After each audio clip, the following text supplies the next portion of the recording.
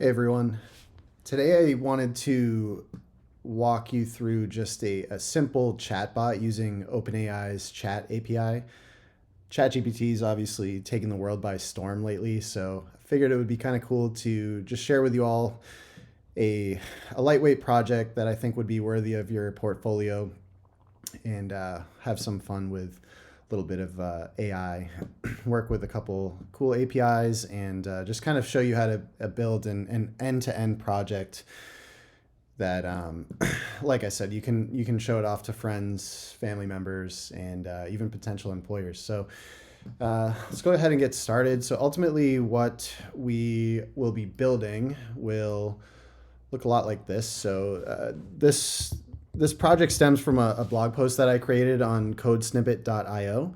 And so you could, of course, refer to that post here. It's the first post on the homepage at the moment.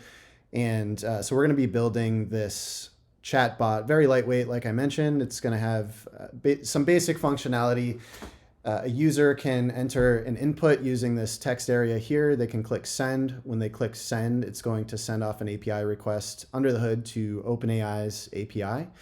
And we're going to take the response that we get back from that API, and then we're going to display it nicely to the user. Might add a couple little nice features such as, like a little loading indicator and stuff like that. So without further ado, let's go ahead and get started, and bear with me just one second. So I'll go ahead.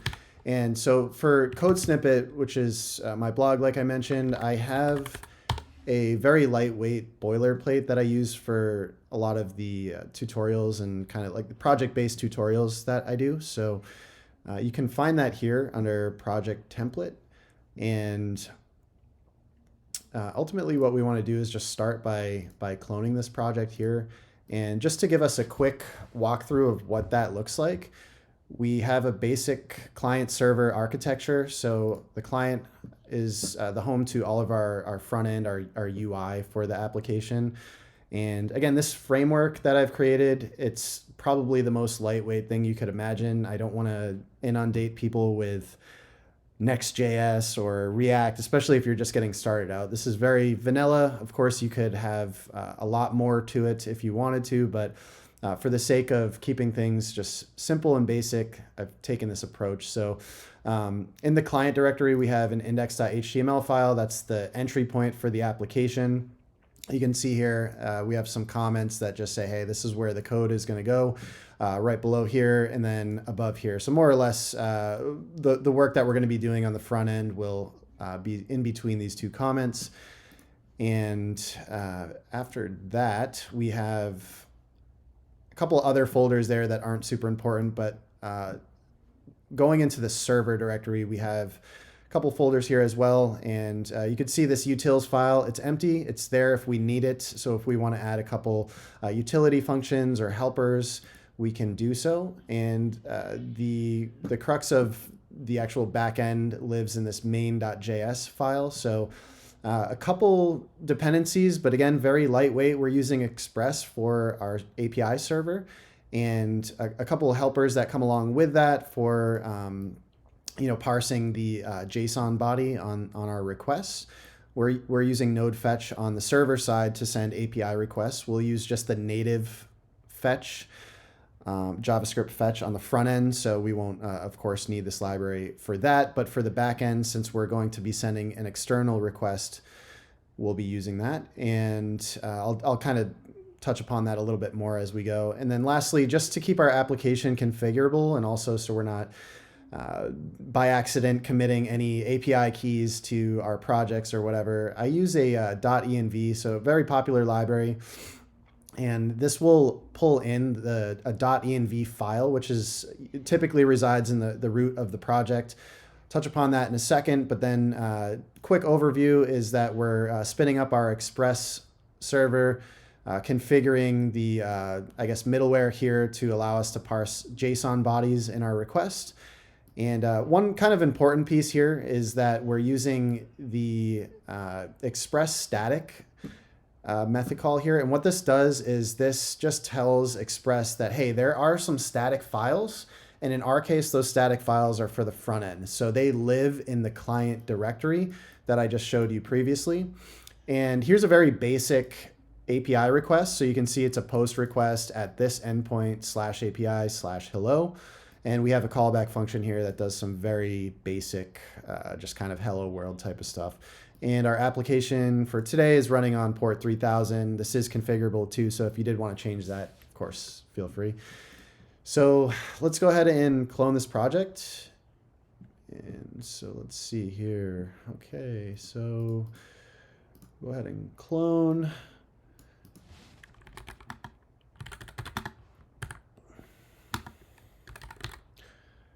So let's do OpenAI Chat API.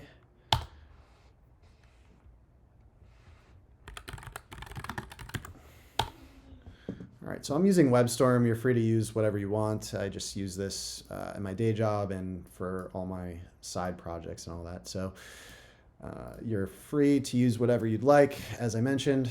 And so what we have here is the boilerplate that I just stepped through. We have the client and then the server.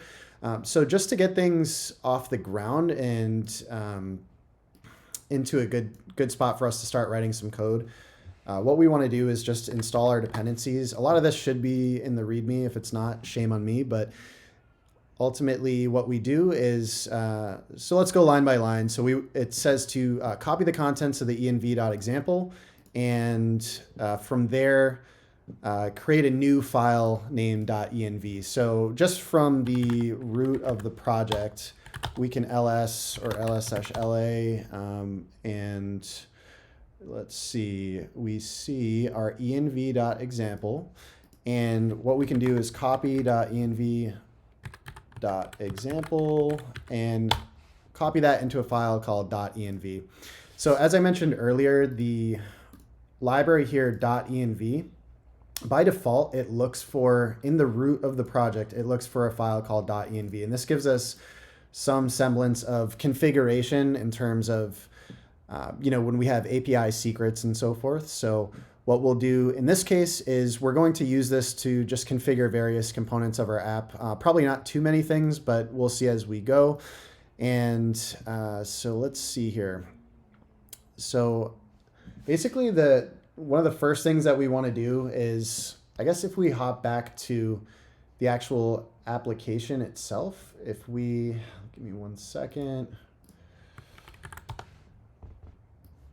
So again, if we're just looking at this, and we know that we're going to chat with OpenAI's API, and so I guess a good spot for us to start would just be to look at their API and see what we're working with. So hop in API reference, and so today's project we're using the Chat API, and it's this create chat completion, and it has a pretty lightweight request payload in terms of what's required. So we have the model. So this is going to be the language model that's used under the hood when we actually send a request to this endpoint.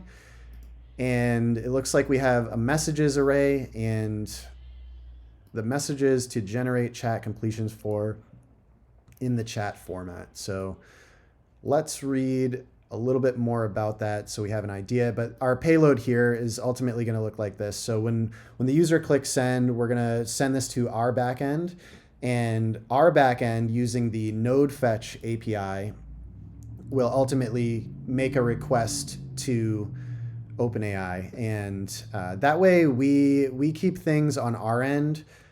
We keep a nice tight contract. So what that means more or less is if OpenAI's API ever changes, then we should only have to update our backend, our API call to OpenAI. We won't have to update the front end at all because our front end is going to have a contract with the backend. So there's going to be an agreed upon payload that we kind of figure out as we go along, and it should be pretty lightweight. But basically our front end is going to say, okay, this is what I'm going to send to the back end, and then the back end's like, okay, this is exactly what I'm going to expect from the front end.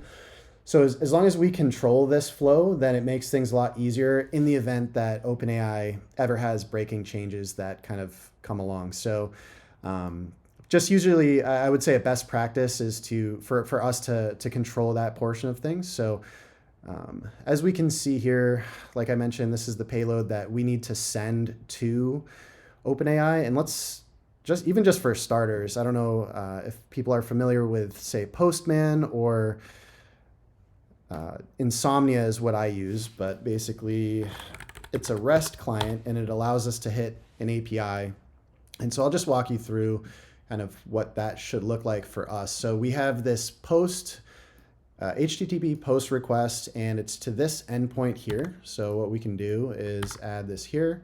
And right now on Insomnia, again, this is my REST client. And just real quick, I think it's insomnia.rest is their actual URL. So if you're ever interested in trying this out, it's a pretty cool tool. I use this daily, and it helps us send API requests before we even write any application code. So we can just kind of play around with the actual API itself before we sink our teeth in. So let's see. So what do we need next? Presumably, we're going to need some kind of API key in order to send a request. And yeah, looking at this is using the Node.js SDK. We're just going to send API requests directly to the REST API. And so what that looks like here is we have an authorization header with a bearer, and we pass in the actual secret itself. So let me do this really quick. I'm going to create an environment, and just for the sake of this being public, I'm going to add the API key off screen for 1 second. So let me do this. View API keys. So if you're doing this on your own, all you have to do is create an account. You can use Google SSO just to log into OpenAI. And once you're logged in, you just go to view API keys. If you don't have an API key already, all you do is click create new secret key. And so we're going to be using this key in our application. And so this is my new key I just created right here. I'm going to add this to the configuration in Insomnia, so that way we can pass this into our application pretty easily. So, or at least at least to this endpoint for OpenAI. So for our example. All right, just for good organization, what we'll do there. So we're sending a post request. It's going to have a JSON body. The two parameters, if you recall, are, let's go back to this again. Chat. So our request body needs a model and a messages array. So for the model, let's stub that out. And for the messages, let's go ahead and add that as well. So empty array. And for the model, it looks like it's just the actual name of the model. So it's a string. And in this case, we have GPT 3.5-turbo. I think there are other models as well. So be curious to see. Let's check out model endpoint capability. So for the chat completions API, which is the one in question, the one we'll be using for the application we're building today, pretty much a good chunk of the models are available to us. So I have like the preview access to GPT-4. If you're following along with this and you don't have that, you can use GPT 3.5 Turbo or this other one here.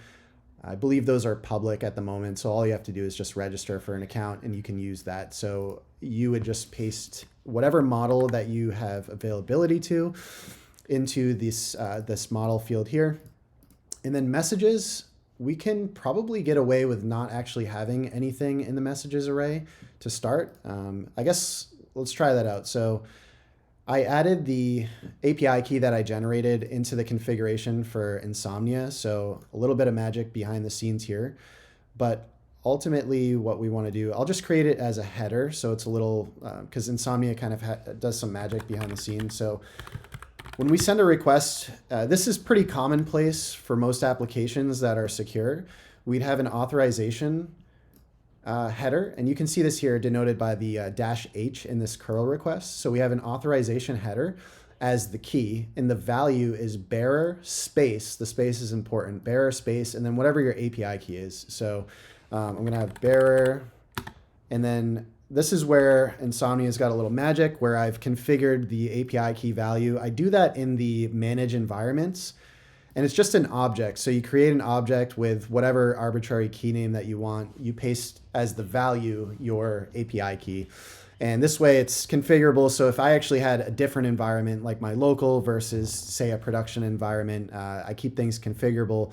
I just toggle the environment to be whatever environment that I'm trying to reach in that case. So really nice functionality that comes out of the box with Insomnia. So let's go ahead and send off our request and see what that looks like. And okay, so it turns out that we actually do need to pass in some type of message into this messages array, which is no problem. So it will fail the request if we don't have at least one message, it looks like. And so what we can do is, referring back to the kind of the spec here, we can look at the messages parameter, and this kind of gives us an idea.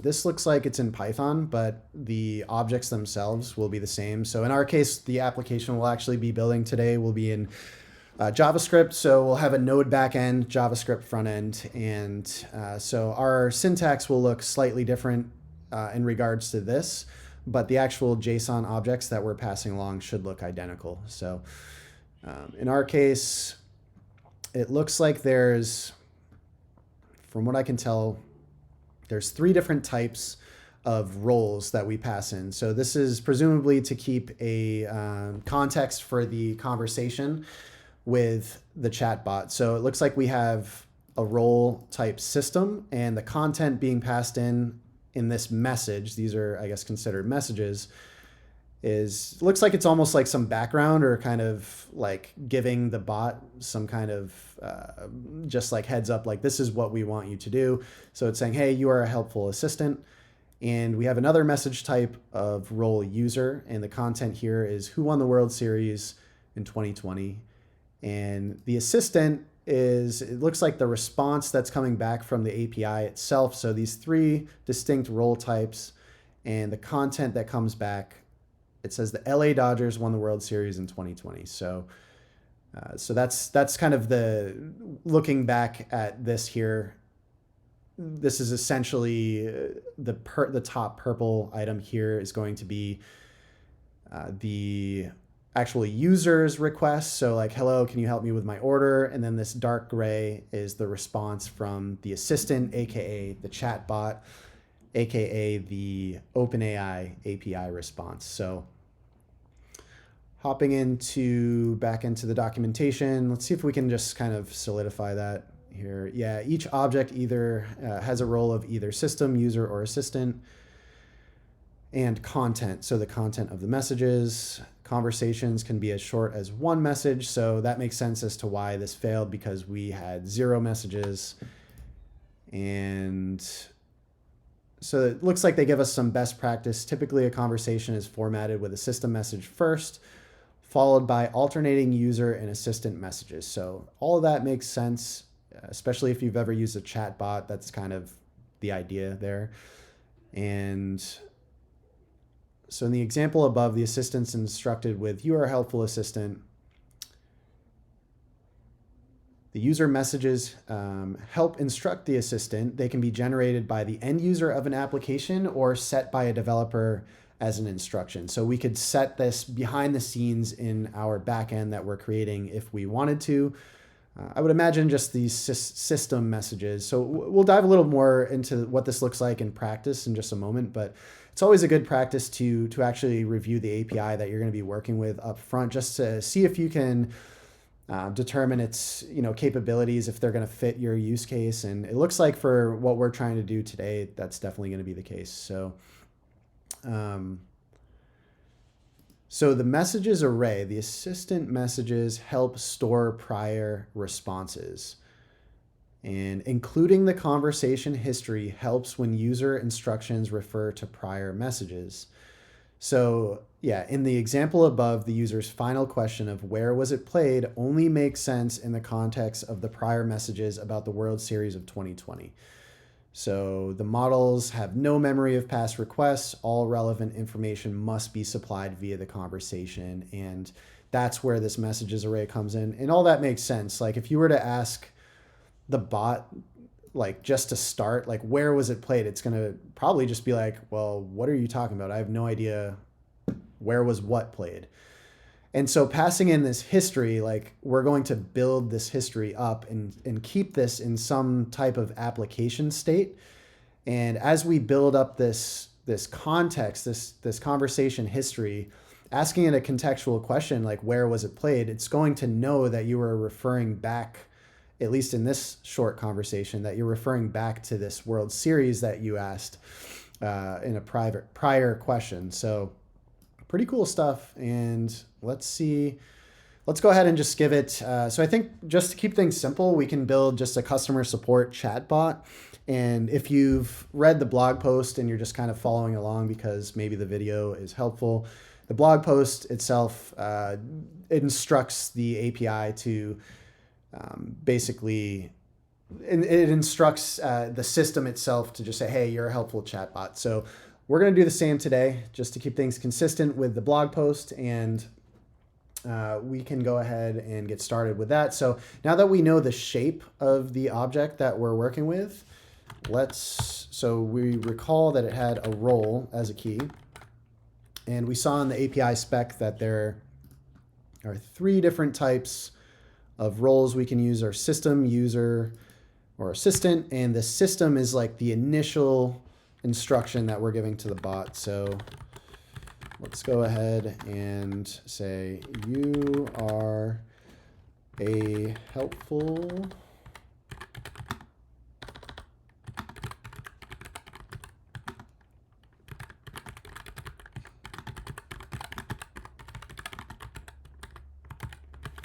All right, so you're a helpful, empathetic, and friendly customer support specialist.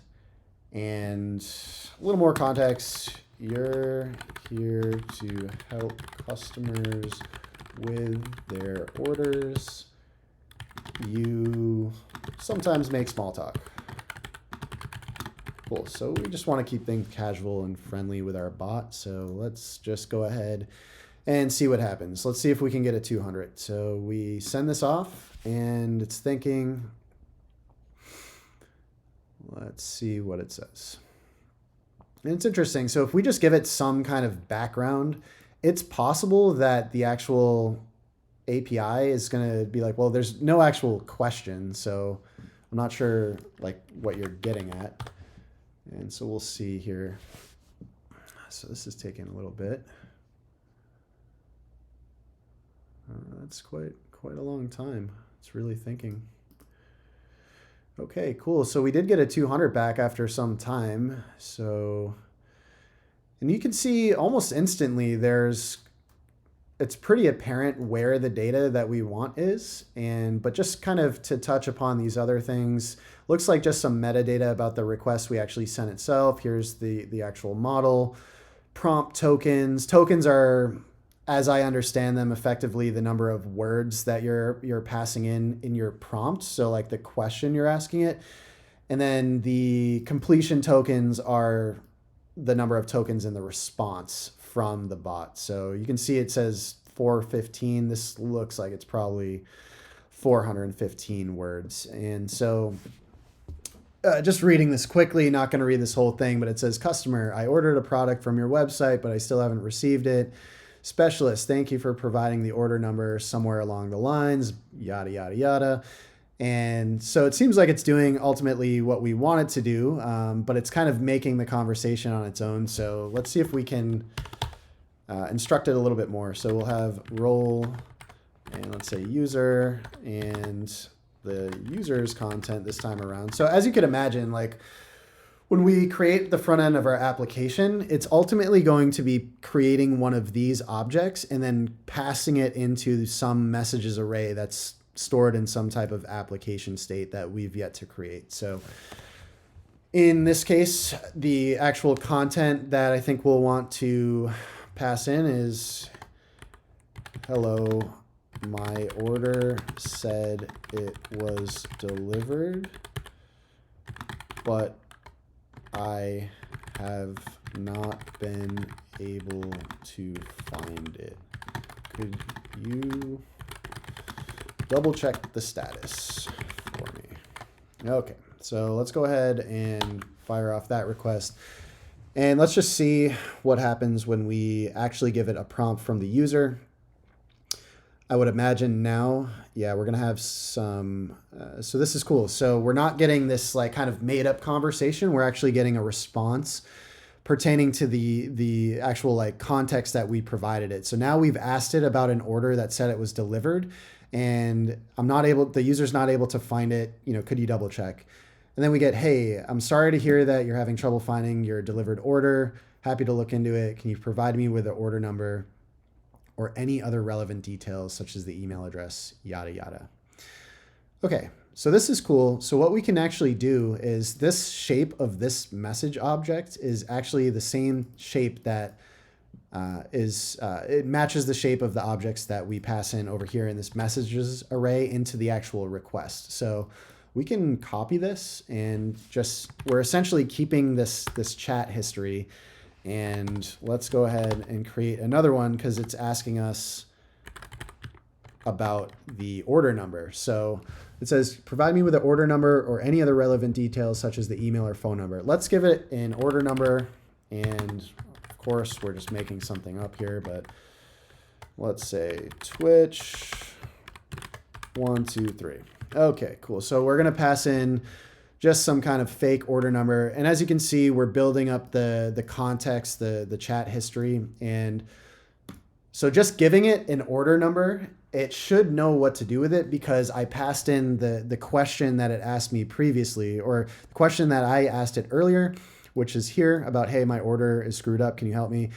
And then I'm passing in its response. So we're keeping that context so it knows what to refer back to. And as you can see, it's actually in the response from the bot now. It's using that order number I just passed in. So thanks for providing the order number. Checked on the status. It appears that it was marked as delivered. However, it's possible that the package may have been placed in a different location, yada, yada, yada. So like all of this seems super relevant in terms of what we're trying to build, which is that support bot. And, so I think we kind of have enough to go off of in terms of packaging this up into a lightweight little application. And so now that we've played with the API in our REST client, let's go ahead and actually write some code. And what we can do with that is I will go ahead and close some windows or move some stuff around. All right, so circling back to the README. So again, this is the code snippet IO project template. And we have already created a copy of the env file. So we don't need to do much with that just yet. We're not quite there. But the next step, it says, is to run npm install. So just from our terminal, I guess I've got a couple different terminal windows. So I'll keep the terminal on the one that I have actually broadcast. So it's a little bit bigger and easier to read. And the next step is npm run dev. So this is just going to spin up our server. And it's going to say our server's listening on localhost 3000. Let's go ahead and see what that looks like. So again, this is our boilerplate that we're going to be building with. It's essentially a full stack application where we're getting front end and back end, and they're communicating with one another. And just to quickly touch on that, so since we're not just using this blindly, I know I've kind of stepped through this, but the front end sends an API request to API/hello, and it's taking in this name parameter that comes from the request body, and it's just returning a string that says hello name. So whatever name that you pass in, it's going to return that. And then when we get to the front end, we have this method, this function call that ultimately just adds some data to the front end. And it looks like it just creates an alert, like a simple DOM alert that just returns the data. So in our case, the data that we're returning, like I just showed, was this string that says hello name. So that's going to be what data in this case is. And we're going to alert the data. And so just to illustrate that, let's say hello Twitch. Okay, so we click submit, hello Twitch. So there we go. Pretty neat stuff. And so the request comes from the front end, goes to our backend server manipulates it, does whatever it needs to do. So in our case, it appends that hello to it, and it returns the value of hello Twitch to the front end. So pretty cool stuff. And I guess just to take one more step in terms of illustrating this, we should see an API request to our server, which is the backend server that we have with Express. And it's to API/hello. And in the request body, we have an object that gets passed in with a key of name and then the key of Twitch. So, or sorry, the value of Twitch. So now if we send another request, we should be able to see the actual value being passed in change. So that's the dynamic piece. We're taking the user's input, passing that to the backend. And as we can see, the data from the backend that gets returned, so the response is that string that we see there. So not to spend too much time on that, but this is the code snippet IO boilerplate that we're using. I use this with a lot of my other blog posts. It's nice and lightweight. So let's go ahead and get started in terms of building the application that we want. And so let's see what that looks like. So I think to start, let's just rip this out. We're not going to need this API. We're going to create our own API, and we're not going to need this either. This is client-side JavaScript, so it's what's handling what gets displayed on the front end. It's taking the user's input and all that stuff. We're going to get rid of that too. We're not going to need that for today. We are going to write something similar, but it's going to fit our use case, so we're not going to need what was already in here. So. Another thing worth calling out is that this project, it's very lightweight, as I've mentioned a handful of times, but we do use Tailwind CSS. So a quick peek at what that is. Tailwind CSS is ultimately just a CSS framework. It makes styling an application a lot easier. I use this for, I think, all of my side projects the last handful of years, so I would highly recommend it. If you're looking to learn CSS, I feel like it could be helpful, but maybe it's better to just write your own custom CSS or not. I mean, honestly, it's super easy. It's very readable. You get the idea. Like, you can see a text class named text-center. I imagine you could figure out what that means. And so I think it's a super helpful framework. Highly recommend it. Okay, so next step, what we want to do, we've talked to our API at this point on using Insomnia like we had over here. And so we've been able to converse with the chatbot pretty much like the end state of the mockup that we saw. So the conversation that we had using Insomnia, the REST client, it looks very similar to this. So we know how to communicate with the API at this point. So let's go ahead and start writing some actual code in terms of the backend. So let's see. Okay, so we have this kind of basic outline of creating an Express server, and what we want to do is create our new API endpoint. So this is going to actually look similar, and I guess I'll turn off Copilot because it's helpful and it's cool for repetitive stuff, but for the sake of just illustrating the tutorial, let's just go through it line by line. So Express, basically, you pass in the path, or AKA the endpoint that we'll be using. So this is an endpoint that we're creating. It's arbitrary. It could be OpenAI, Twitch. It doesn't really matter. I just recommend keeping it descriptive in terms of like what you would like it to do. And the second parameter to this app.post method is going to be a callback function. So the callback takes in two different parameters, and if you've worked with Express at all, this should look very familiar. But basically in that callback function, when it gets invoked, it gets passed a request and a response. And so this is ultimately how we can kind of just handle the request, do what we need to do when the user sends a request from the front end to this endpoint. So I'm thinking for the payload, I mentioned earlier, the contract, you can kind of think of those, at least for our purposes, as synonymous. So I'm thinking the front end is going to send an object that looks something like this, like something just lightweight, JavaScript object, sends it in the request body, and it's just going to be some text like this. When the front end sends that in, the back end has to do something with it. So let's think of how, if we're assuming this to be the contract, which let's just say that this is for now, and we can change it if we need to. It's just a basic object with a message key. So that's coming in on the request body. So when the front end sends the request in the JSON body, that message key is going to be present. So to get that, what we can do is destructure our request body equals rec.body. And ultimately this value here, which is message, has to match whatever's coming in on the request body. So if it was messages from Twitch, trying to get this message, it would be either undefined or null, likely just undefined. And so it has to match whatever's being sent from the front end. So in this case, let's keep it simple.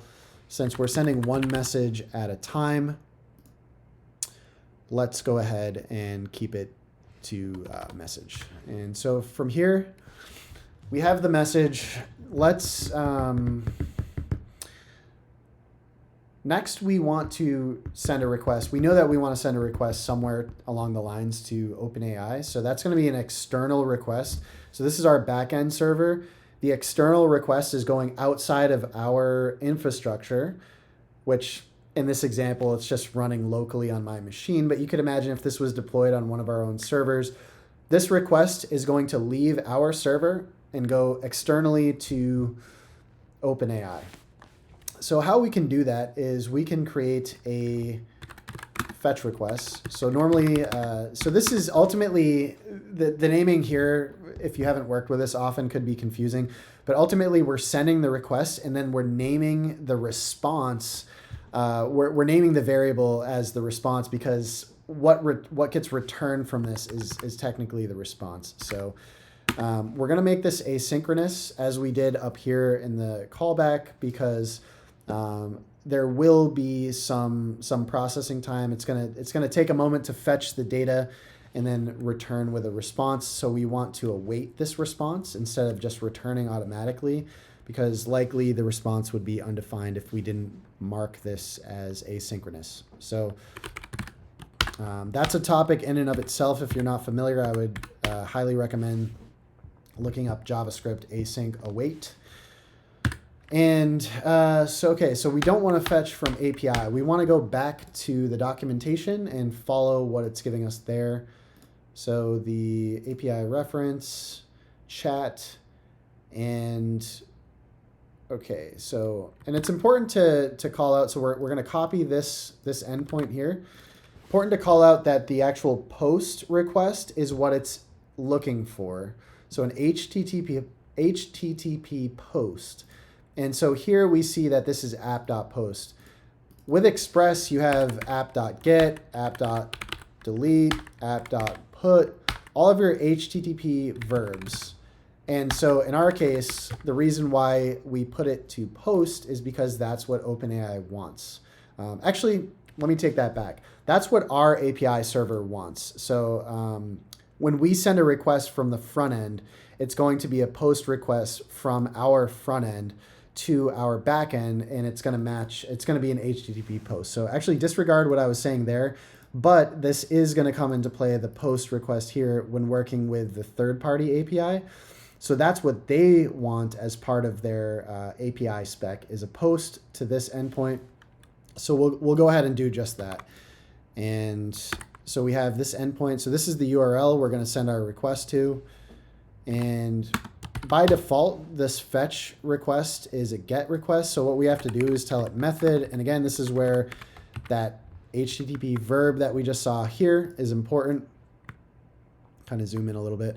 So that's where we're going to pass in that data, telling it, hey, this is actually a post request when we make this fetch. And so that's why we do this. A couple headers, like the headers ultimately need to match what this spec shows here. And most APIs that you'll typically work with, at least in my experience, are going to be content type of application JSON. And so we can go ahead and pass that in here. So content type application JSON.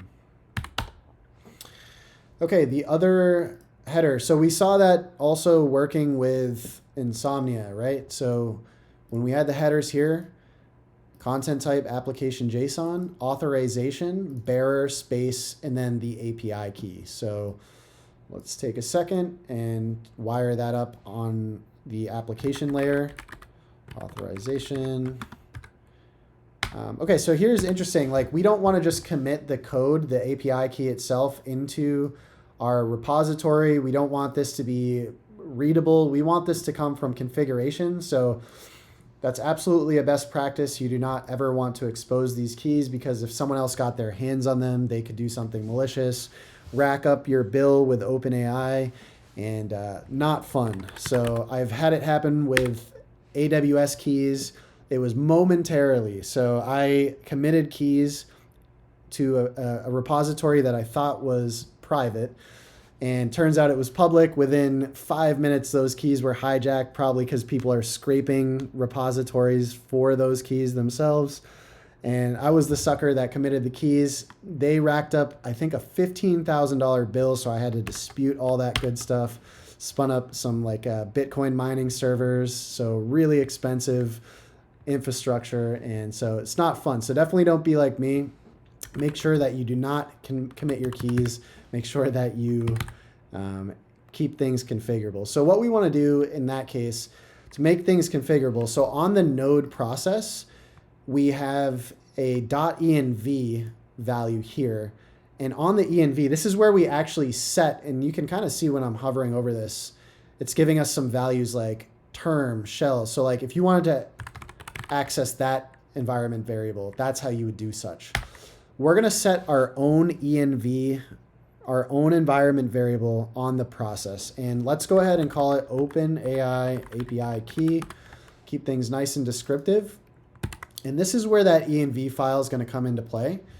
So OpenAI API key equals, and I'm going to do this off screen, and I'm likely not going to open this file again, even though I'm going to rotate this key after this stream anyway. But for the rest of this, so ultimately, like, what you're doing is you're taking your key and pasting it in here. It's going to be like, this is my key, and this is the key that you got from this OpenAI dashboard when you click generate secret key. So I'm going to paste the value that I have for right now. And you can just basically, when we run the application, it's going to pull in that value that I just set off screen from the env file. And anytime the Node app runs, that's what it's doing.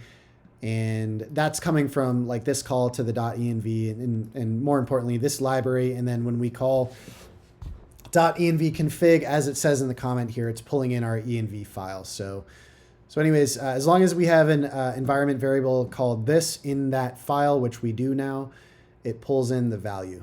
So that's our API key. And so we have headers in terms of the body. So like the request body, what we're going to pass in is a JSON string. So that's how most servers these days are going to accept JSON payloads. Of course, if you're using a framework, maybe it makes things a little bit easier and you don't have to do this. But since we're doing things with the native JavaScript fetch API, we pass things in accordingly. So in our case, we have this message that we have up here.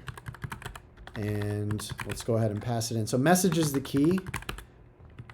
And it just so happens to be what we're naming the variable. So we could pass it in like this, but in JavaScript, it's redundant. We could just, if the key and the value match, then keeping it nice and concise with message in this case is what we want here. So now we have a fetch request that is ultimately a post request going out to OpenAI's API, and we're passing in the message here. So, okay, wait a minute. So that's not exactly what we want. Let's think about this for just a second. When we were looking at the request to OpenAI, it actually had a couple other parameters. So maybe I was getting ahead of myself.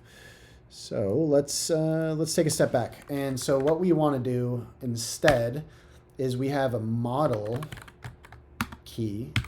And in my case, like I mentioned earlier, I have access to GPT-4, which is in preview, right? Closed preview, I'm pretty sure right now. So if you don't have that, I think you can do GPT 3.5 Turbo or something like that. But anyways, I'll use GPT-4 because it's cool and new. And so we have a messages array. That's right. So I got a little ahead of myself. So with a messages array, we ultimately pass in these chat objects. And let's refer back to Insomnia because I still want to use what we originally started with. So we kind of had this system message, which might be a little hard to read, forgive me, but I'll paste it on this other screen so it's a little easier to see. Okay, so we have this message that has the role of system and the content, which is basically kind of priming the chatbot to say, you're a helpful, empathetic, and friendly customer support specialist. Here to help customers with their orders. You'll sometimes make small talk. Cool. So if you remember that from earlier, that's what we're passing in as the initial message to the API. And okay, so how can we refactor this a little bit? So we know that we ultimately want to add the user's message to this messages array. So how do we get the user's message there? Well, okay, let's create a message of, so if you recall, it has to look like role of type user, anything from the user, and then the content in this case is going to be the message. So this is whatever the user types on the front end. We haven't wired that up yet, but that's what that's going to look like. So the object itself that we need to pass to our API is going to look like this. And so might as well just create a variable out of this since that's basically what we want. So user message equals role. Okay. And so I guess we could do something like this, right? Like we could just pass the user message into this array. Or probably better yet, let's create something at a slightly higher scope. Let's call it like chat history or something like that. And it's going to be an array. We're constantly going to add to this chat history. Okay, so, and then, so we have kind of like the message that we're priming the chatbot with, like we've mentioned, and then we have the user message that we just created here that we're adding to this array. And okay, so then as a part of the request, let's just go ahead and pass in the chat history. Okay, so our server reboots, it's wired up with NodeMon, so it's just gonna auto refresh anytime we change certain files, not all the files, so just keep that in mind if you're like wondering, if you're using this template and wondering why certain things aren't changing. But anyways, so what we wanna do from here is, let's try it out. So we've used Insomnia for an external API, but we can very well use it for our own API. So we've called it /API/OpenAI. That's our endpoint. And so what we're going to do here is let's just give it a name. So let's call it API/OpenAI. And this is running. So as it shows here in the terminal, it's serving on localhost. So the actual full path is going to be localhost:3000/API/OpenAI. So that's the port that our server is running on. Let's update accordingly. And let's just see what happens. Let's send a post request. And okay, cool. Nothing happens. And the reason why is because we haven't returned any value from this here. So it's just going to hang. This is going to go and go and go forever until we cancel it. So we don't want that. So let's go ahead and put a return. Let's just illustrate like kind of what this flow looks like. And let's send a request. So we send a request. In the request, it's going, right now, it's sending out this request to OpenAI. So it's probably going to take a second, I would imagine. And let's just give it a moment to see if it actually does return. Or better yet, since we're not doing anything with that response, and for the sake of just illustrating this quickly, let's see if we can just throw a return statement there. So before it sends the request to OpenAI, let's go ahead. And sending. Okay. All right, we'll figure this out momentarily. All right. Okay, so request is still hanging, so let's think about this for 1 second. So we have app express. Are we hitting the correct endpoint? /API /OpenAI /API OpenAI. Okay. Let's kill our server. Let's sanity check this. Okay, cool. All right, when we kill the server, we know it doesn't do anything. ls of. Sometimes I've had this happen. I've been working on little side projects. Sometimes other things are also running on that port. As odd as that sounds, I've had like Next.js running at the same time on the same port, which is like really baffling to me, but I have had that happen. Okay, so as a sanity check, we don't have anything else running on that port. We send a request. Can we just return directly from here? And we have this. Let's say return. All right, let's just let this hang for a second and then think about what's going on here. I'll keep this. Okay, yeah, server returned nothing. So it did, for some reason, hang for a second. I don't know why. It should be rather quick, but who knows. So anyways, we did get an error response because we returned right away on line 26. And our server's like, okay, there's an error. Nothing was returned. Like, what the hell? So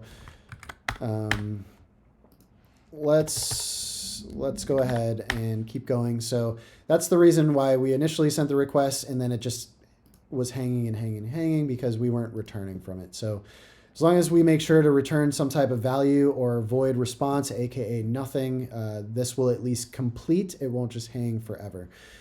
Okay, so similarly, what we were doing earlier is we want to send a request to our own API now. So we can continue testing this out. So we have a response, and let's just return the response.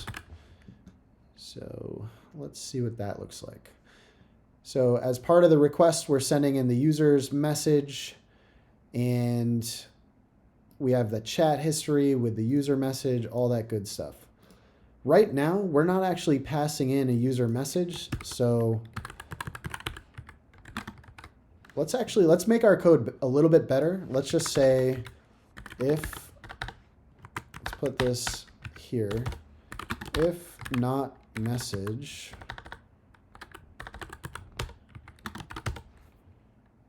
res dot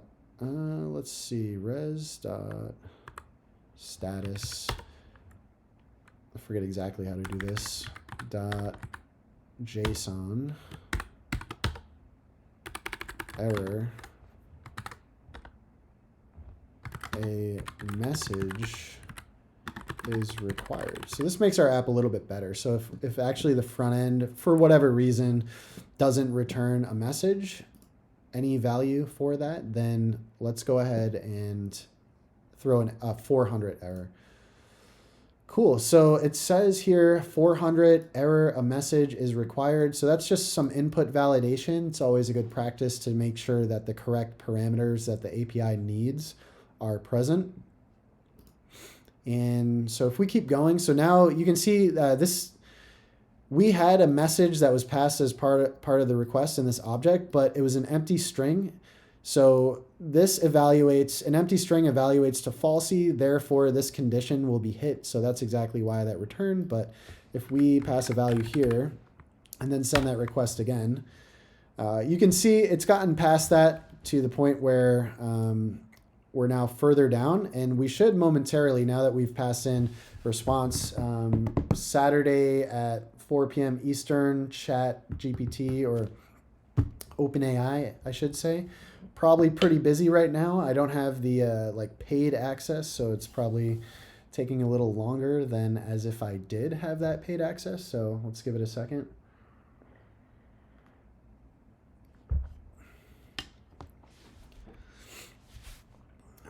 so let's see. Just realized I'm not very good at streaming on Twitch as of yet, so I realized that this is kind of blocking that window, so I apologize.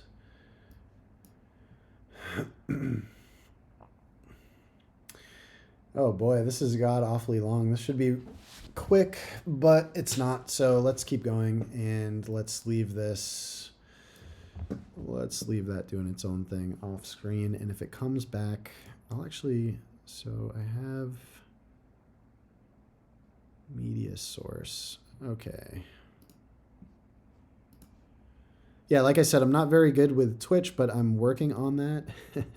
So I am going to see if I can add a new Mac OS screen capture. Let's see if I can create new Insomnia. That way I can toggle this on and off, so it's a little bit better. Display capture, cancel.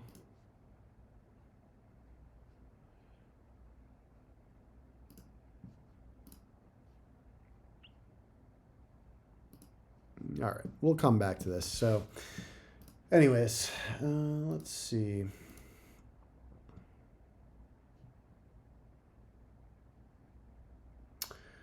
Okay, so we're sending the response. We have the, I'm going to double check that I have, oh, okay, there's my exposed key. So I'm going to go ahead and rotate that. But anyways, we have OpenAI API key while I'm here. OpenAI API key here, so that matches. I'm going to rotate the key real quick while I'm at it since I still have OpenAI open. Delete that, create a new one. Okay, cool.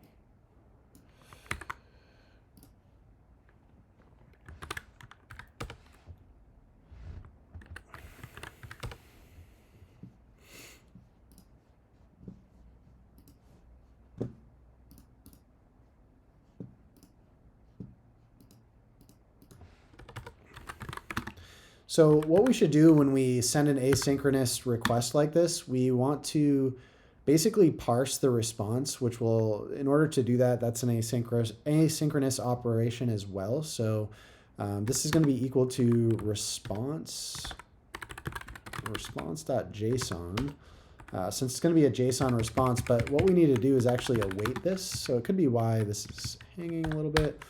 So data, let's have this here. And let's go ahead, server reloads. Let's see if we have anything good.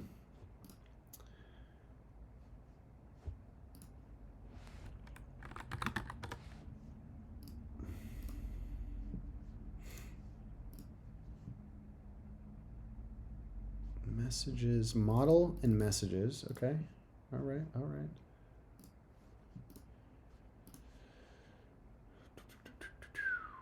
All right, for whatever reason, let's just try a different model.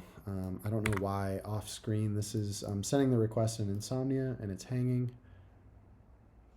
If I give it a different model, does it like that? Oh, you know what? I think I actually have to return. Let's see. This could be why.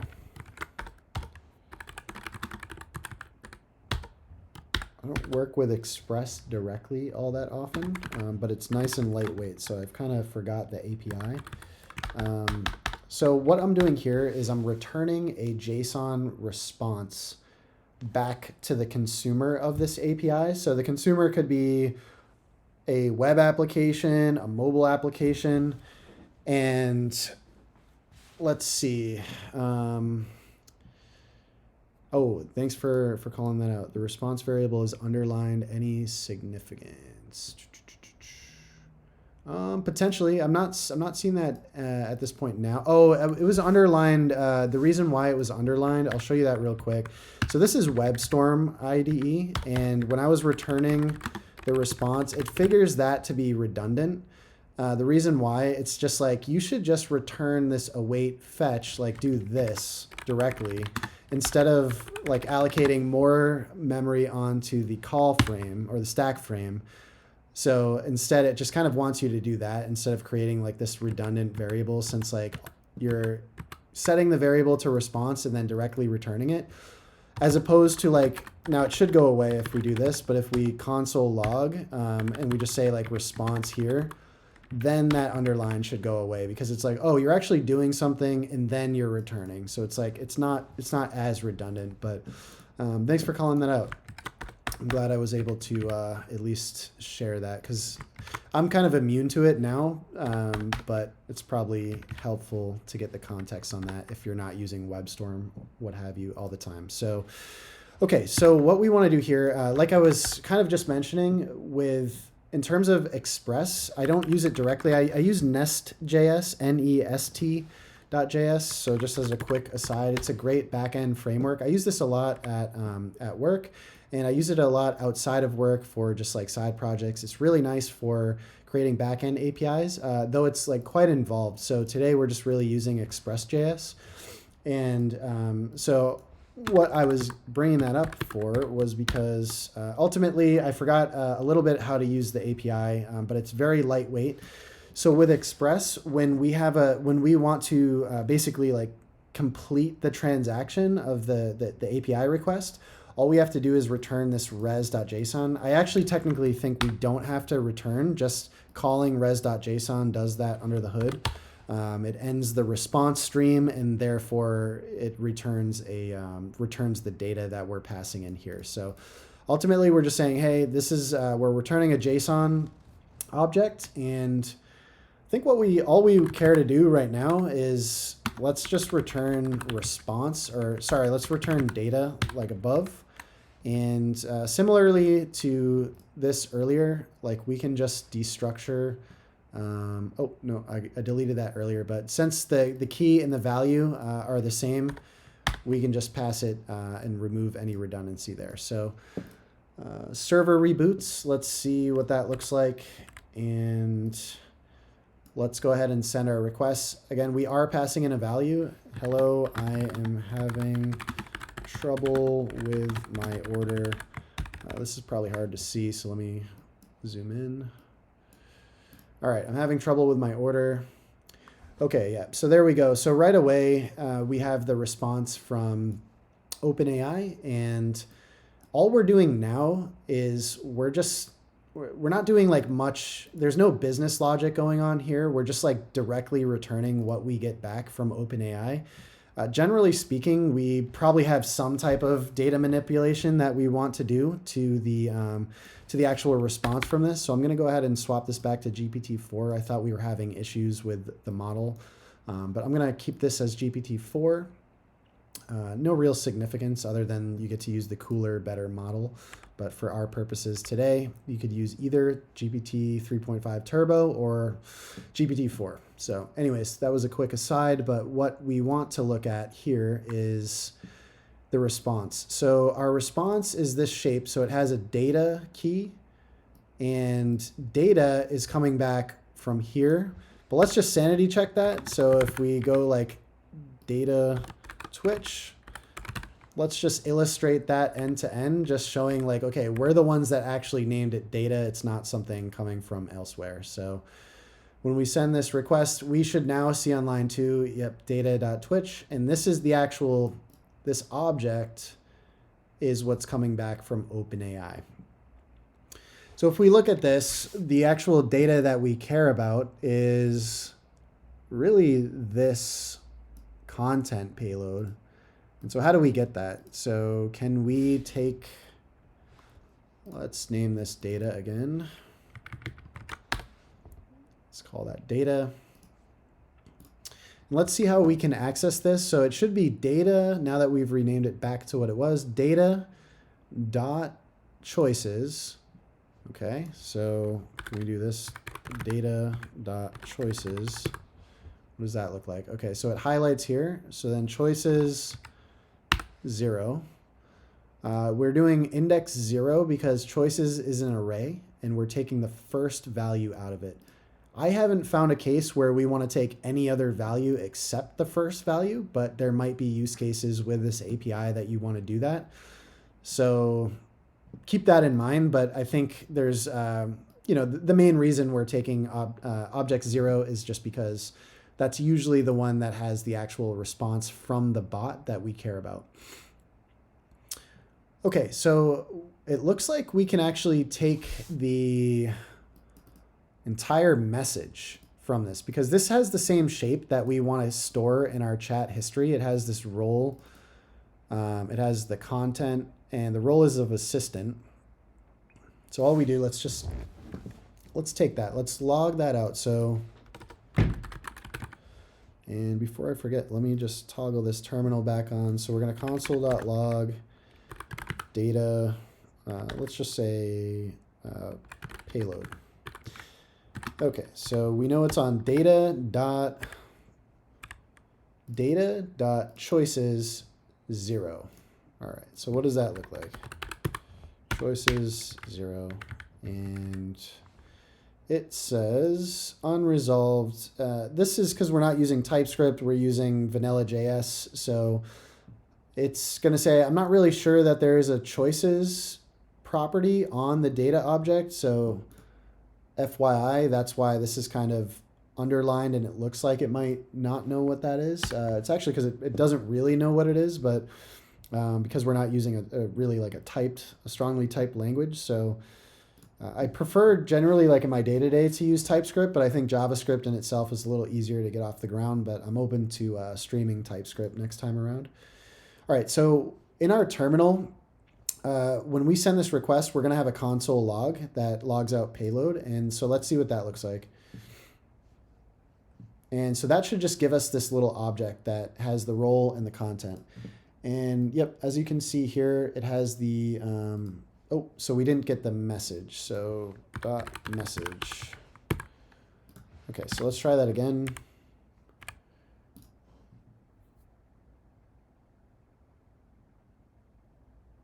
Cool. So in the console log, we have the assistant and we have the role type assistant and then the content. So cool. This is the actual message that we care about. All right. So like looking at the code that we have now, we have the chat history. And now at this point, so we know what this is, right? We know that this is the bot message. So bot message. And that has that shape of object that we want, right? So that's like this kind of, role assistant, and then content, then some content, right? So we know that that's the shape of what this bot message variable is. And again, this is where TypeScript really shines. It's very helpful to like give us this so we don't have to like write it out and sanity check things all the time.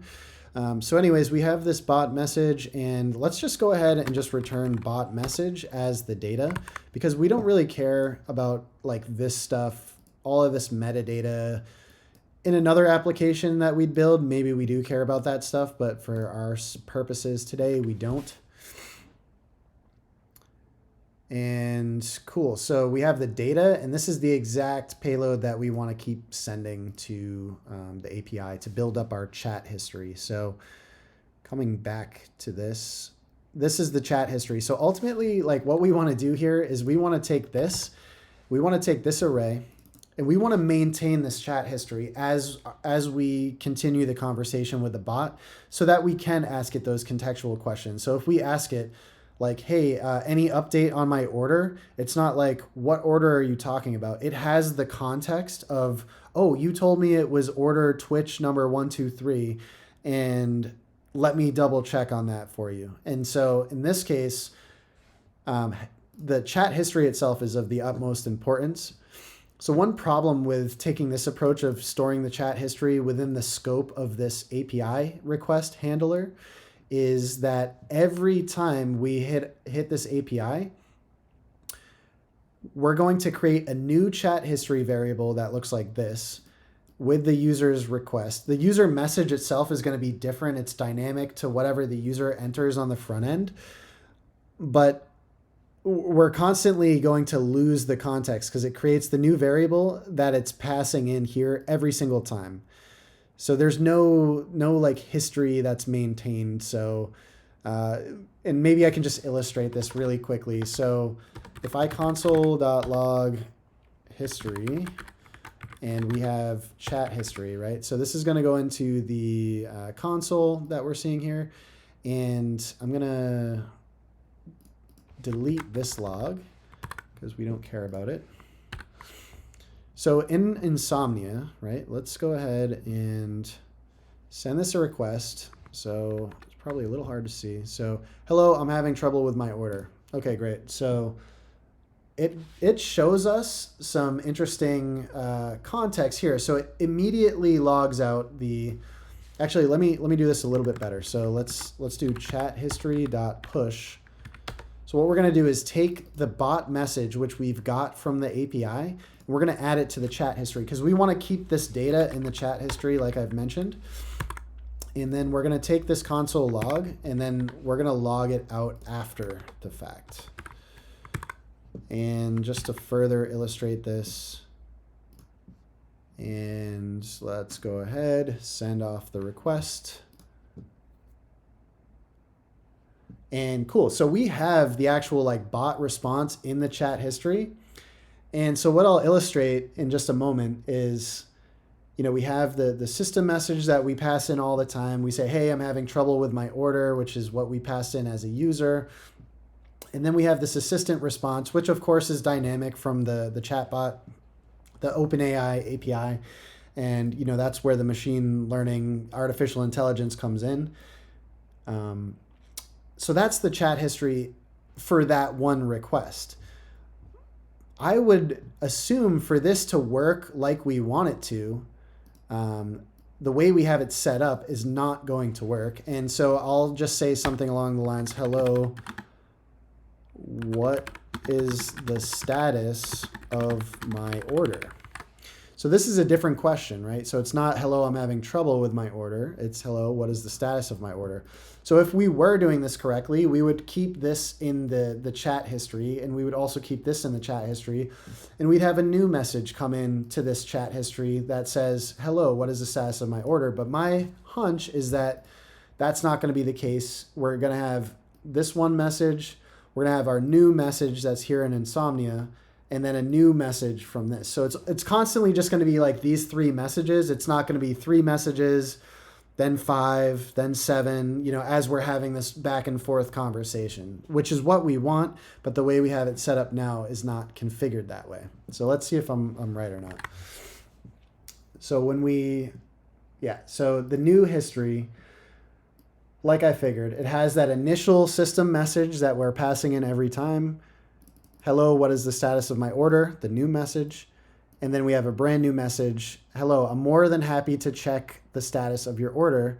To do so, please provide me with your order number. Okay, cool. This is where it will get interesting and a little more illustrative in terms of my order number is Twitch123. Let's just see. You know, obviously, it kind of illustrated the point here, but we told it an order number, and it already asked us for the order number, but because we're not maintaining the chat history correctly, it's going to say, oh, thanks for providing me with your order number. I'm happy to assist you. So it's like, we already said we're having an issue. It asked us for the order number. We gave it the order number, but because it was in a separate request, it doesn't have that context anymore. And so anyways, we need to figure out a way to actually keep this. So what needs to happen is, there's a couple ways to do this.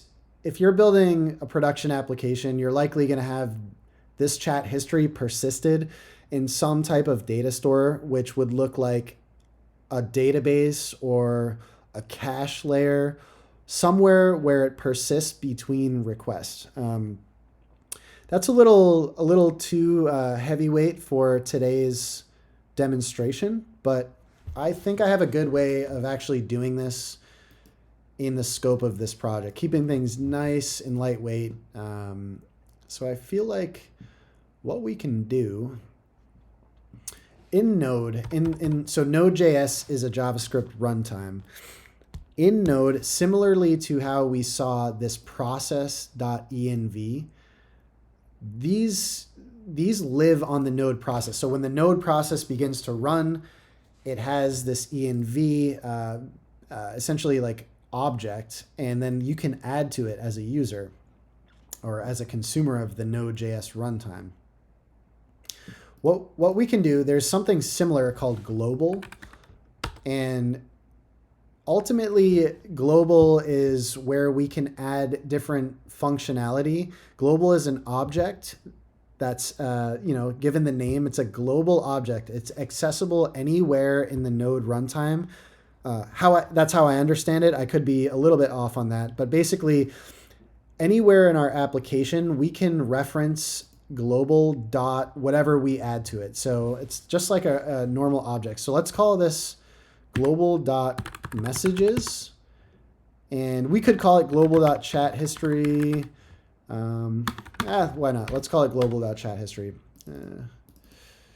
Okay, so we have this chat history here, and we have this user message. And so let's go ahead and hoist that out of that scope, and let's add it to the scope here. And you can see, I don't really need to do this. It just looks better on my screen when the keys are red. It's a little bit more readable. So let's do it like that. And okay, cool. So a little more readable there.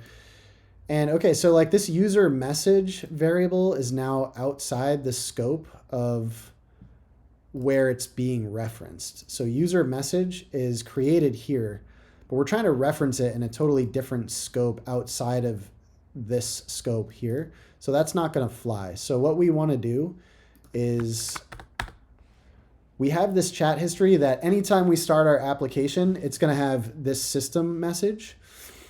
And then we need to figure a way to dynamically add to this chat history. So we can do that similar to like any JavaScript array operation.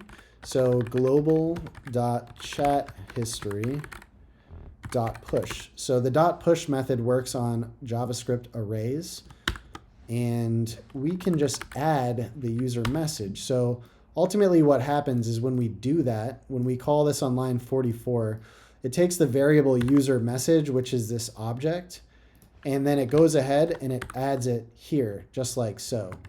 So I'm not going to leave that there because that's going to happen dynamically. So we can ignore this little squiggly. It's the same thing. JavaScript's like, oh, I'm not so sure that there's this thing called chat history that exists on the global object, but we know we just made it and we know that it exists. So we can be pretty confident in that. Okay, so as the user message comes in, we go ahead and add it to our chat history. And this is in a global scope. And so when we make a request, this global chat history is outside of the scope of that request. So it doesn't get deleted and recreated every single time we hit this endpoint. And so we add the user's message to the chat history. And similarly to how we were adding to chat history before, we just want to add, instead of to chat history.push, what we want to do is go to global.chathistory.push. And so we're taking the bot's response and adding it to the history. So we're building up this conversation as we're going. So it's kind of nice. So let's go ahead and do that same example real quick. We don't have to spend as much time on it, but let's just see if it does what we hope it does. So that it persists the history between requests. So let's start off like we did. Hello, I'm having an issue with my order. Can you help me? Send off that request.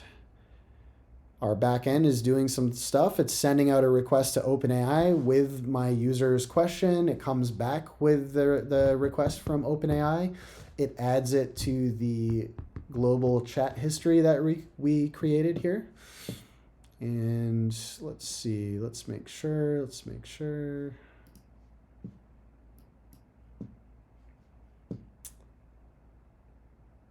All right. We're having a fun time today. Okay, I think we can ignore whatever that was on the console. All right, I'll give it another second here off screen. Let's take another look. Oh, okay. I think what I had here, this is probably causing this to silently fail because I was referencing chat history, and I'm also referencing chat history here. Chat history does not exist. We only have global, which is odd to me. While it's highlighted, it seems to reference this here. So maybe I'm wrong, but let's just sanity check this and pass in global.chatHistory. Make sure that we're for sure referencing the global variable that we created. So now that we've our servers rebooted, let's go ahead and I canceled the request. So let's resend it with that same query. Hello, having an issue with my order. Okay, so that seemed to be the issue. We were silently failing because that variable didn't exist. And I probably just wasn't catching the error in that case in my application. So, okay, so we have the system message that we pass in by default, the user requests, I'm having an issue with my order, and then the assistant, which responds with what we see here. This is added to the chat history as we want it to be. Hello, happy to help you help with your order. Please provide an order number. Okay. All right. So let's pass it in. My order number is Twitch123. So we're gonna pass it in. Let's see. Oh, I deleted the chat history in my terminal because I was trying to give us an example. Let's see here if we pass in any update on my order. So we should see the last message that we just sent, which was my order number is Twitch123. And then we should also see the original message like, hey, I'm having an issue with my order. We should see the whole history with all the messages that I've sent and all the messages that have returned from the bot. We should see that in the history on the terminal right here. And okay, so our history is looking quite nice. It's got all of the initial message from the system role, the initial question that I asked, first response asking me for an order number, me giving it the order number, thanks for providing the order number. And then it says, and then I say, hey, any update on my order? Because it did ask me a question, but I deleted the chat history or the logs from my terminal, so I couldn't see it. And we have any update on my order that I asked it. It says, hey, I apologize for the delay. Like, please let me check. I have looked up your order. It's currently being processed. Awesome. Okay, cool. So we are now persisting this. Again, this isn't something you do in a production environment, like set, I mean, some libraries do this under the hood. So it's not that you can't use this. I would just say use it sparingly, but it's definitely not something when I look at this problem that we're trying to solve that we would do with this approach. This would be, we would store the chat history in a database or a cache like Redis, something like that, as opposed to like storing it on the node runtime. Because anytime we reboot the server, if we reboot our node server, so I just killed the server, I'm going to start it again, we're going to lose that chat history. So like that's not something we would want if our server ever crashed. So I'll send it that same request like, hey, any update on my order? We should only see 3 messages at this point. And so let's just verify that. Yep, so the 3 messages because our chat history got wiped out when I restarted the server. So again, wouldn't want to take this approach in production, but for the sake of our application, I think it's nice and lightweight and gives us some semblance of a data store and kind of cool. So we're passing in the chat history. We have the bot message. We're adding the bot message to the chat history, and further up, we're adding the user message. So we're basically maintaining that whole chat history as we would want to. And so let's go ahead and clean things up. Honestly, I think for the backend portion, this is pretty much all we really care about. Trying to think of anything else at this point in time. Okay, so I do want to add a status. So let's say status of success, just a very rudimentary, this thing was successful. We could return like an HTTP status. There's other ways of getting that when you send a request, so it's not really necessary. Let's send it a status of success. Let's add a little bit of error handling really quick before we call the back end done. And then we can move on to the front end, which will be fun as well. So on the fetch request, it sets response to a variable. On that variable that we've called response, it has a property called OK. So if response.OK, let's take a second and just log this out. Console.log response. This is going to be a lot of stuff on this. We can log the response. Let's just comment this out for 1 second. So in our terminal, we're going to see what the response looks like. And just to illustrate that there's a couple properties on there that we might care about when it comes to error handling. So in the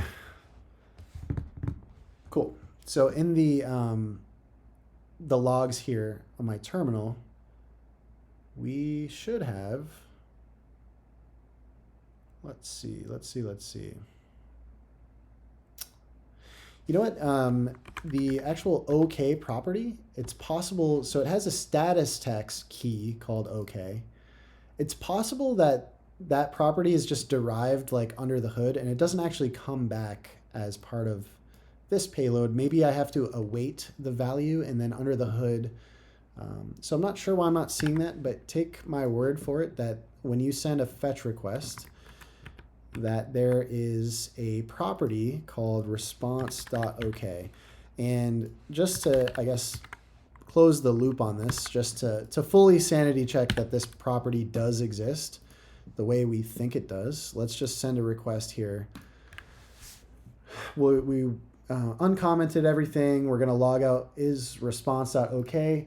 So response.ok is set to true. Okay. So let's see if we can make response OK false, just so we know that we can use it on the client side or just anywhere in our application to handle errors, right? So response.OK in this case was false. So you could imagine in any case where there's an error, response OK is going to be false. And we want to inform our application of that. So we want on the front end to have some type of error handling. I think that would be useful just from an end user perspective. They want to know as an end user, like, okay, what happened? Maybe they don't have to know the exact error, but they should know that something failed and the UI should indicate that. So let's go ahead and add this back in. It failed because we didn't pass in an API key, and therefore this is a protected, this endpoint is protected on the OpenAI side, so it won't let us send a request without an API key. And thus, that's why it failed.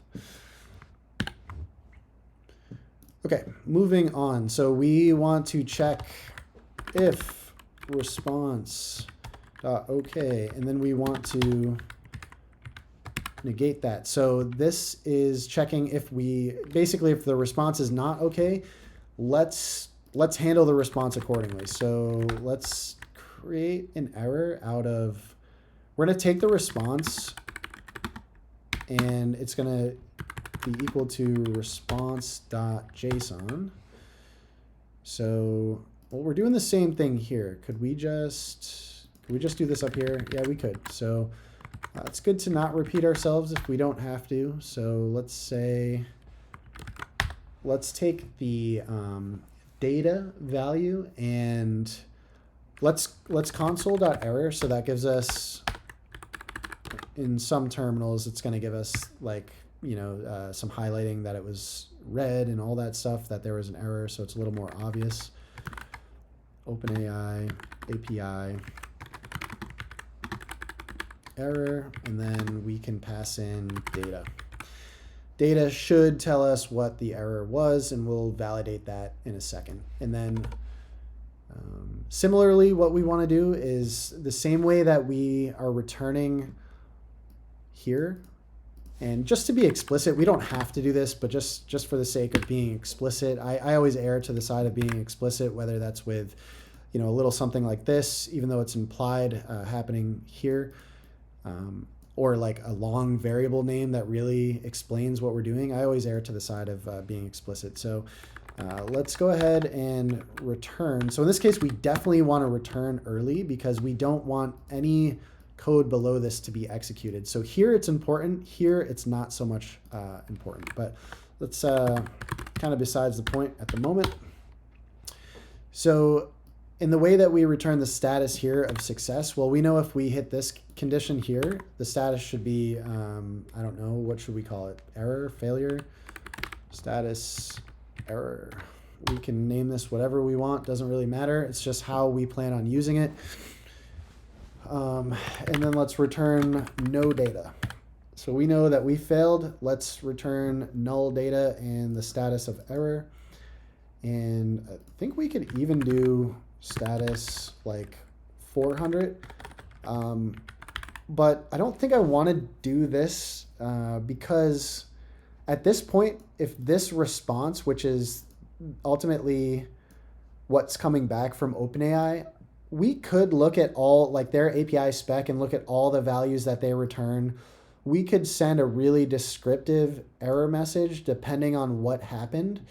So like if it was a 400, which is a bad request, we could indicate that by, we don't necessarily have to tell the user that it's a bad request, but we could send a certain error message for 400 as opposed to a 401, which would be like an unauthorized. So let's see if we can actually get a 401 really quick. And so if we remove, let's just copy this, keep it easy. Let's add this, but let's not pass in bad API key, okay? So we know that this isn't gonna work, or at least it shouldn't. And then we should hit this condition where the response isn't okay, because I would imagine we're gonna have a 401 response come back saying, hey, you're not authorized to hit this API, and we're gonna fail the request. So let's go ahead and see. So in the terminal, we will have a console error and it's going to log out the data. So we should see that we're not allowed to hit that endpoint. So it's interesting, right? So our application returns a 200, which could be confusing because 200 means it's a success. But the status is of error. So maybe we do just want to, I don't know, return some type of error status. I don't know. Let's think that through. That could be confusing down the road. Like generally, if an error happens, we want to indicate that. And let's just see. Let's status. Let's go ahead.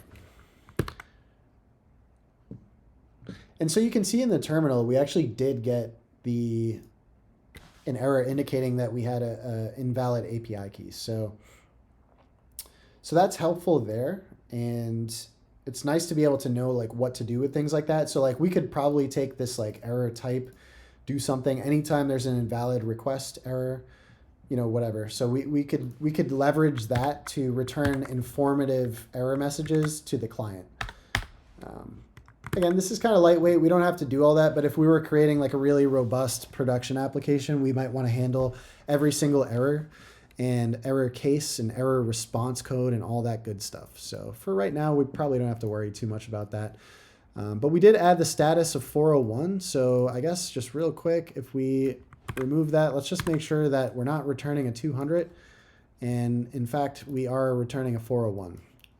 Let's just put a 400 because it might be just a bad request. That's a little more generic. So let's add this back, 400. Okay. Cool. So we don't have to spend too much more time on this part. I think in terms of the back end, at this point, we have some lightweight error handling and we return a kind of more of a generic error, like a 400 bad request. If anything fails. So it could be a 500, it could be a 401. We're just saying any failure from OpenAI. Right now, we're just saying it's a 400. I don't love that, but I think it's for the sake of throwing some error. That's like, I guess you could throw a 500, but I hate 500s because they're not descriptive at all. All right, let's keep moving. So in terms of, I think we're basically done on the back end, at least for now. We have what we want. We're getting the chat history persisted. We're returning the what the bot said in response, so we can use that to build the conversation on the front end. And let's see what that should look like. So just to go back to the code snippet, pull this up in 1 second. Okay, so the UI looks a bit like this. Let's see what we already have on localhost 3000. So we have this very basic boilerplate. We're going to get rid of this whole piece and just rework this. So let's start by doing this. I'm not going to spend as much time going through the HTML. This tutorial is already covered in this blog post.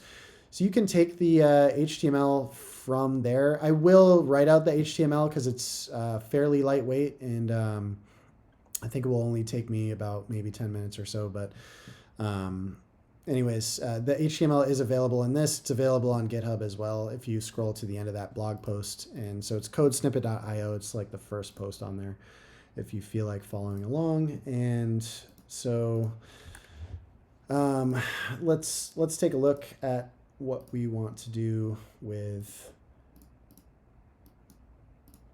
the okay, so now that we refresh this, we no longer have that kind of like stubbed out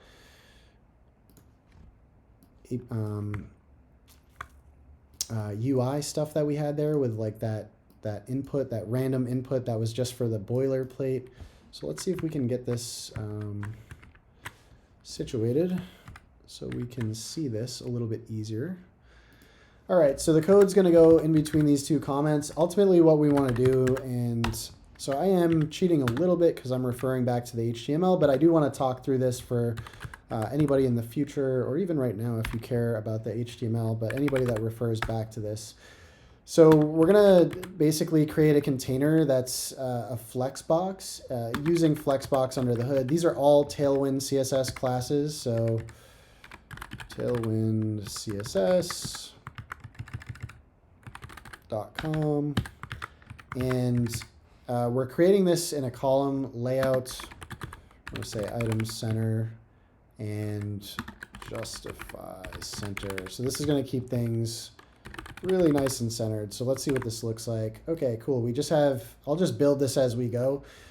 So we just have really not much, but you could see the text kind of move nice into the center of the screen. Let's just slap a border on this really quick. Let's see what we're working with. So border rows 500. Again, all Tailwind CSS classes. So I kind of know them quite well after using it for years now, but it's a really, really nice framework, and it helps us move quickly, create quick projects and tutorials like this. So, all right, so just to keep going, let's just add like a little h1, and let's call this OpenAI Chat API code snippet.io. Okay, cool. Basic text, and I don't know, let's just text center. Okay, so like I said, I'm not going to probably speak to everything that's going on with the HTML. I'm going to keep things fairly quick for like the more basic parts of it, but I'm just adding a little bit of like polish to this at the moment up front. And so we have just kind of a heading right here that we're gonna add to as we go. And then let's just jump right into adding the actual like chat box itself. So the dialog box. And we have this section. This is just semantic HTML telling the DOM, the browser, like, hey, this is a section that you probably care about. I might have gotten that wrong, but that's how I understand it. It's not. It's probably not a comprehensive explanation of it, but I think it'll serve our purposes for right now. So what we're doing here, let's add another border to kind of like build this as we go. So we're gonna have border blue 500. All right, so we'll see the different things that we have going on here. And so it's kind of weird, right? Like we have this section, it's just like a straight line across. And for this, like we're gonna wanna like set some type of height value to this. Otherwise, HTML is just going to be like, this is 1 pixel high. Okay, so we just set to like some arbitrary height. Maybe that height works for us. Maybe it doesn't. We'll keep going. And we have this border. Let's go ahead. So what we want to do when we think about a chat application, if we're looking back to the actual like example that we have in code snippet, the blog post that I have here, we're building this box right now, this dialog box. Ultimately, these chat like text portions, like it almost looks like you're looking at like an iPhone or whatever, like just like the text, the conversation itself, like we have one over here and it's like from the user when it's purple. So we want to have some indication of that on the UI to like make a good chat experience. We don't want it all the same color, all aligned to the same side. So when the bot says something, it's aligned to the left. When the user says something, it's aligned to the right, and they're both like distinct colors. So it makes it for a nice user experience. And but you could think of this as just an unordered list, right? Unordered list HTML. Well, those are just bullet points, more or less, like when you try it out. But in theory, couldn't we just take a bulleted list, an unordered list that has these bullets, maybe hide the bullets, and as we create the conversation, just align things differently? So like if this is a user message, let's align it to the right. If it's a bot message, align it to the left. I feel like that's a good approach for us to take. And so with that said, let's try it out. Let's add a UL that we're gonna build to dynamically. And so let's UL and let's add an LI. So what did that example have? It said something like, "Hi there, I can help you with your support questions."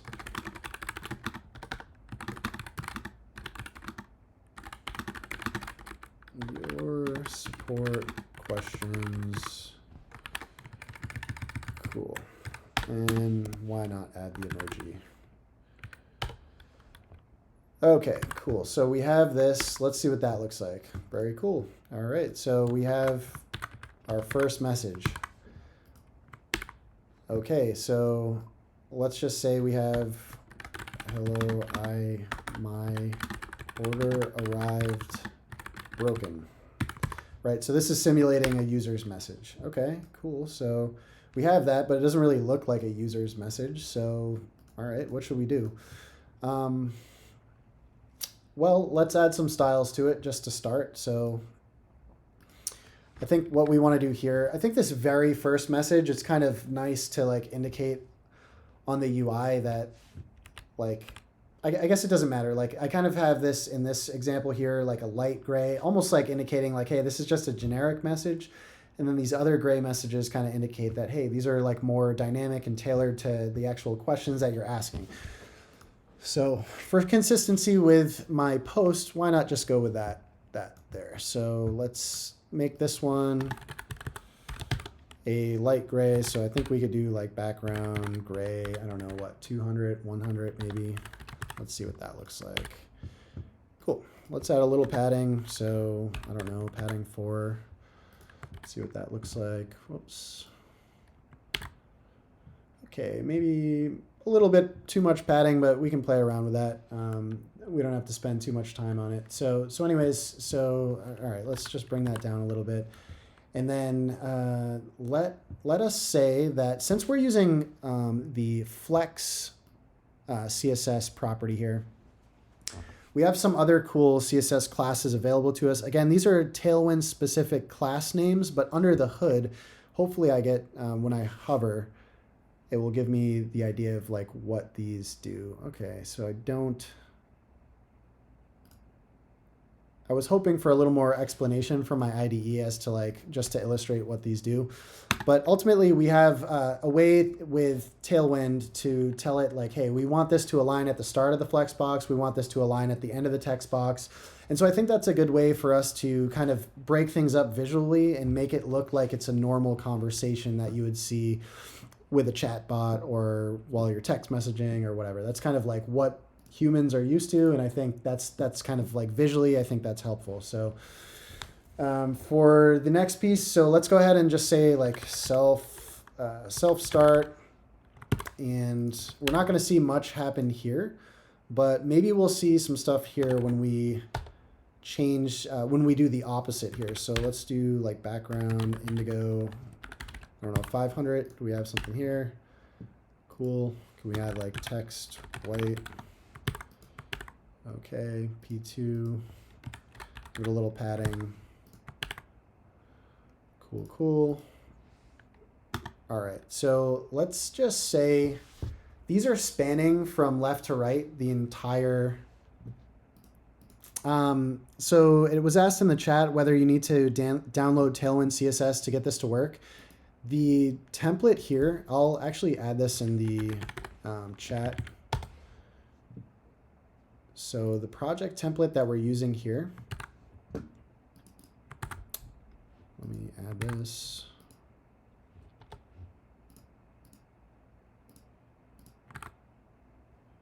To be honest, I'm not entirely sure. Like this is my first Twitch stream, so I don't know why I can't add a message. Like I'm using OBS. Anyways, if you go to Code Snippet HQ on GitHub, and there's a repository called Project Template, and this has Tailwind CSS wired up for you out of the box, and that's just added in the index.html file in this script tag here. So it's just pulling that in automatically. You don't have to install it. The rest of the project has a it will now in the HTML be able to use these Tailwind CSS classes. So hopefully that's helpful. I'm not sure why I can't send a message. That's kind of lame, but I'll figure that out later. And so for the rest of the stuff, let's see. So the width of it looks weird, like to have the message span the entire width, even though the message like was only maybe a third of the width of the container here. So I think what we need to do is kind of break that up a little bit. So let's see how we can do that. I'm also just going to add a couple of classes to the UL here, which is this like outer container. So let's give this a property of flex and then flex call as well, like similar to what we did. So it's just saying the flex direction is column. So as opposed to being just kind of like a row, it's going to be a column going from top to bottom. And then this class here, so that we're adding space y4 on the y-axis, it's going to add 4 rems or 4 units of spacing between the items within the UL. So we should see some spacing here, which is kind of nice. So now it's like kind of visually breaking things up, which is helpful. And let's see here. What is a good way for us to not make these span the entire width? So it's kind of interesting. All right, so let me see how we can do this. Give me 1 second. Probably, I mean, we could set just like an arbitrary width, but I think we'll want to, like what I mean by that is if we just did like width like 32, right? Like we could hard code this value, but like it looks kind of weird. And like we should want it to kind of be a little bit flexible with the amount of text that's added. So let's see how we can do that. Let's see. Okay, so if we add self-start, let's do width, background. That's right. With Tailwind, there's a class called width fit. And I do want to illustrate, I love Tailwind, so I'm just going to illustrate some stuff here. We don't have to spend all the time on it, but I think it is helpful to refer to documentation. So let's do width fit. So when styling with fixed widths, they have, this is their API. So you have like W-5 or whatever, and it shows you like under the hood kind of what it equates to. If you scroll to the bottom though, you get these kind of more dynamic things. So like width full equates to width 100%. Width fit is going to fit the content. Okay, so that sounds interesting. Fit the content. So we want it to just be the width of what the content within that provides. So that already looks a lot better. So let's do width fit here on those messages. And okay, so that's kind of cool. So maybe let's add rounded. Okay, let's do a little bit more rounded medium, whatever. And now we have like some rounded borders, whatever. It's kind of nice. So we're just getting like a general gist right now of what the UI is going to look like. We're not going to, of course, manually add all of these text, these list items here, because of course, then what would be the fun in that? It's not our application. We want to find a way to dynamically do this. So we kind of have like a quick idea. Let's finish, let's not spend much more time on the list items here. We're going to come back to this anyway, but let's make sure we're in good shape to have the container, because the container that renders on the UI, that's going to be static. We're not going to be changing that or adding, like we're only going to be adding the items to it as we go. So let's just keep moving in terms of that, not get too hung up with it.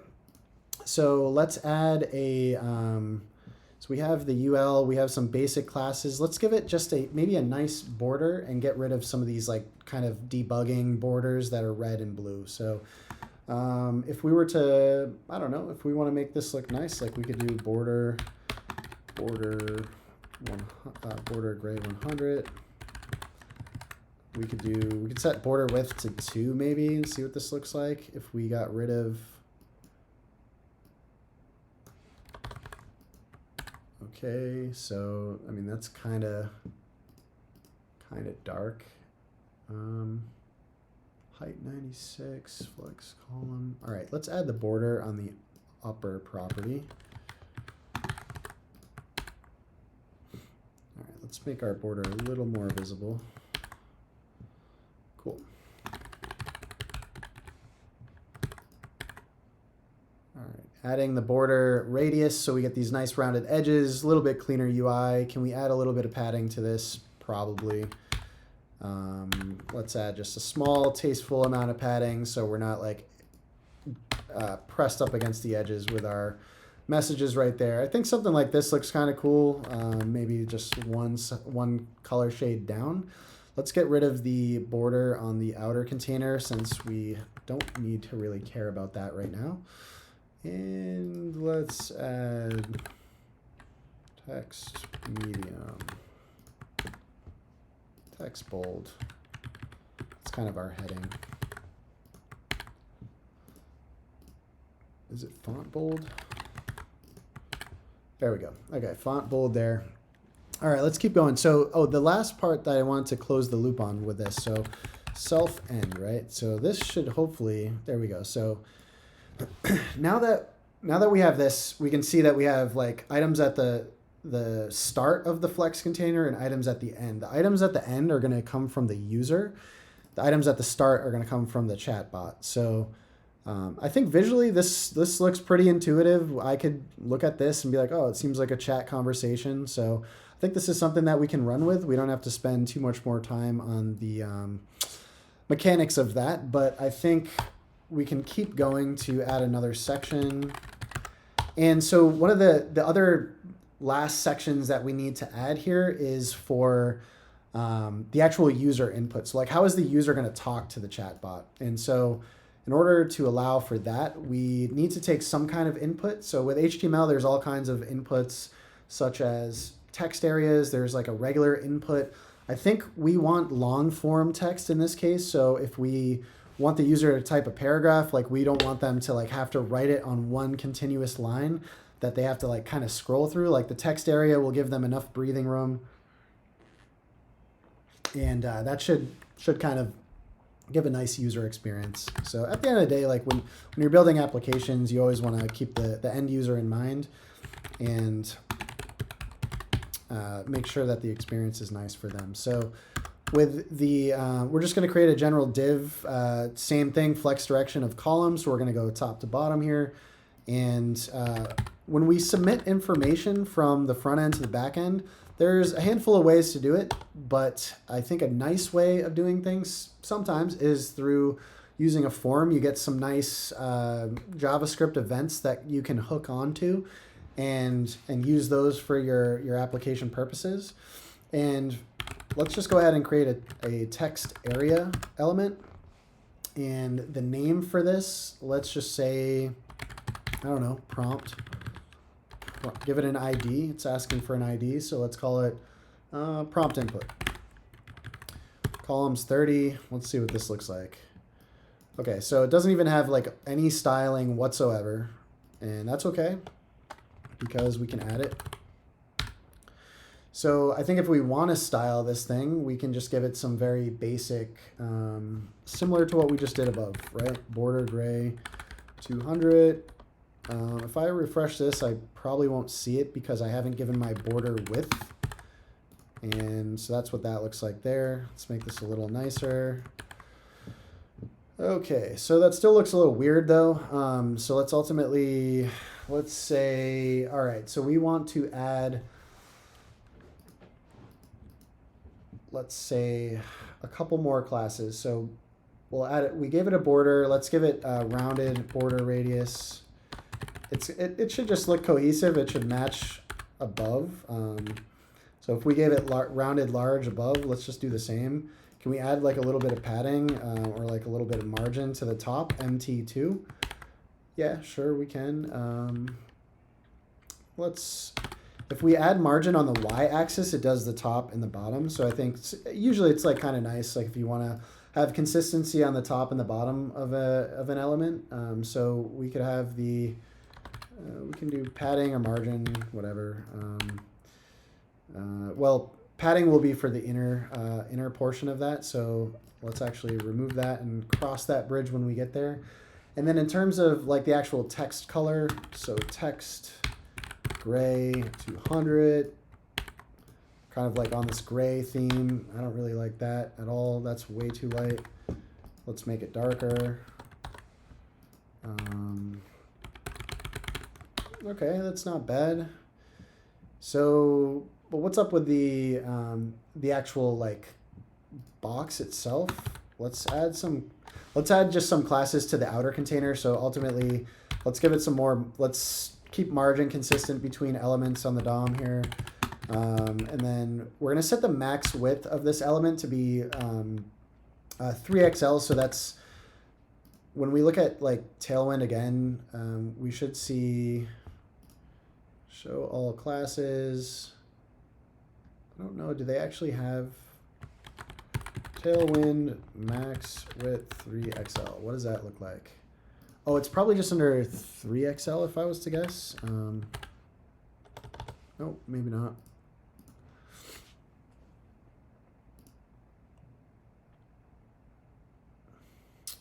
So Tailwind kind of has these, I guess, breakpoints, for lack of a better term, where they've configured like this is a common screen width, and so you could do like max width XL, max width 2XL, 3XL, all the way up to like 7 or 8 even.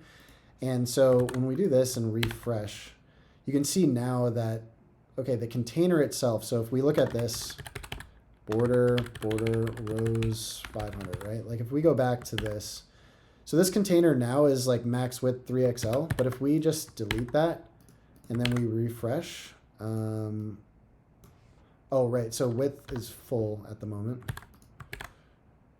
Yeah, okay, so width full, let's fit the container and then let's add, but make sure that when we expand the screen size that the max width is only this value of 3XL. So you could play around with it.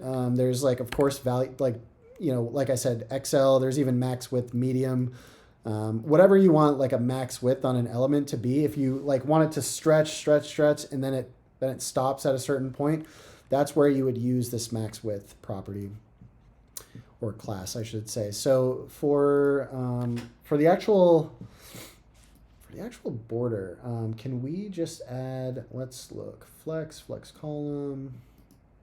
Okay, so we have the classes here. Let's see what else. Well, I guess we can add a button. We don't need to spend too much time on that. We can come back and add some finishing touches later, but just for the sake of keeping things moving. Let's say that we call this the text of the button send, right? Okay, so that's cool because we have a button and it looks like it's like refreshing the page. So we'll come back to like why that is. Well, actually, the quick reason is that when you have a form and you have a button and then a button within inside a form will cause a form to generally submit. I think it's best practice to actually add the type submit on this, and it will submit to like whatever you have this action to be. So you can put like an API endpoint and it's sending a post request to that action. We're not actually going to make use of that here, but just wanted to call out that behavior because we're going to run into that shortly. So ultimately from this, from the button, let's give it some style, right? Like background, indigo, I don't know, 500. It's normally a nice color. Text, white. And, you know, normally on the job, like what you'd be doing if you're doing front end work, like you'd have, this would be a mock-up from a designer, probably in like Figma or something like that, some kind of designer tool.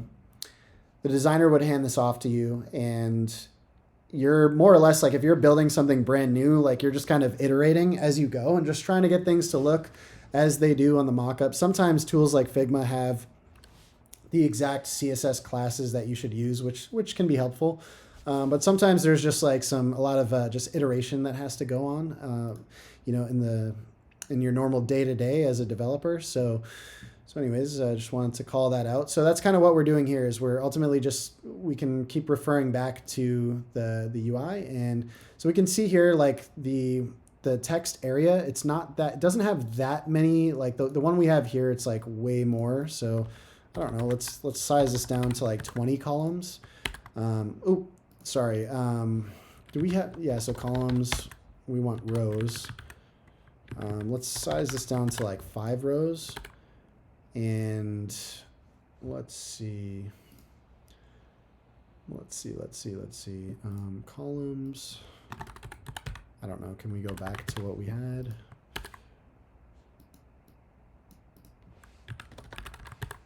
I just kind of want these to match up, so I don't have to fiddle with this too much right now, but we'll try to get this using CSS to just fit the entire width of its container. So we'll do that in a little bit. Let's see if we can just do width full. Cool. It was that easy. All we have to do is pass in width full. We could probably get rid of the columns property now because CSS is doing that magic for us. And we can get rid of this border.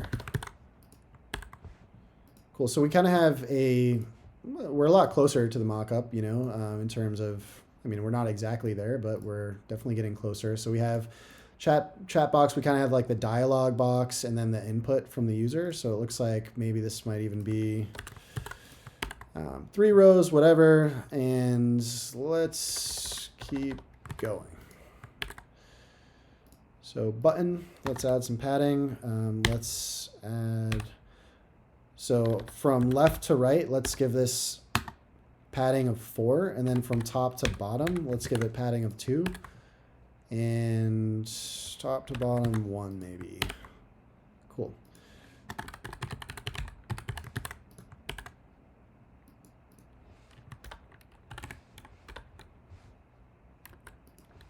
Rounded large. Just because we're using the large border radius class, we can keep it consistent, even though I probably like rounded medium better, but whatever. Let's just keep going. So, okay, we have some basic UI wired up. We have some input, but really we're not able to do anything with it. So this is where we'll kind of get into the fun stuff, because now that we have the basic UI, we can now start wiring things up to talk to the back end. So in order to get us to do that, let me add like just a little bit of padding in here, just so when the text is not up against the wall. Okay, cool. It's a little bit more breathing room there. So I kind of like PY2, PX4.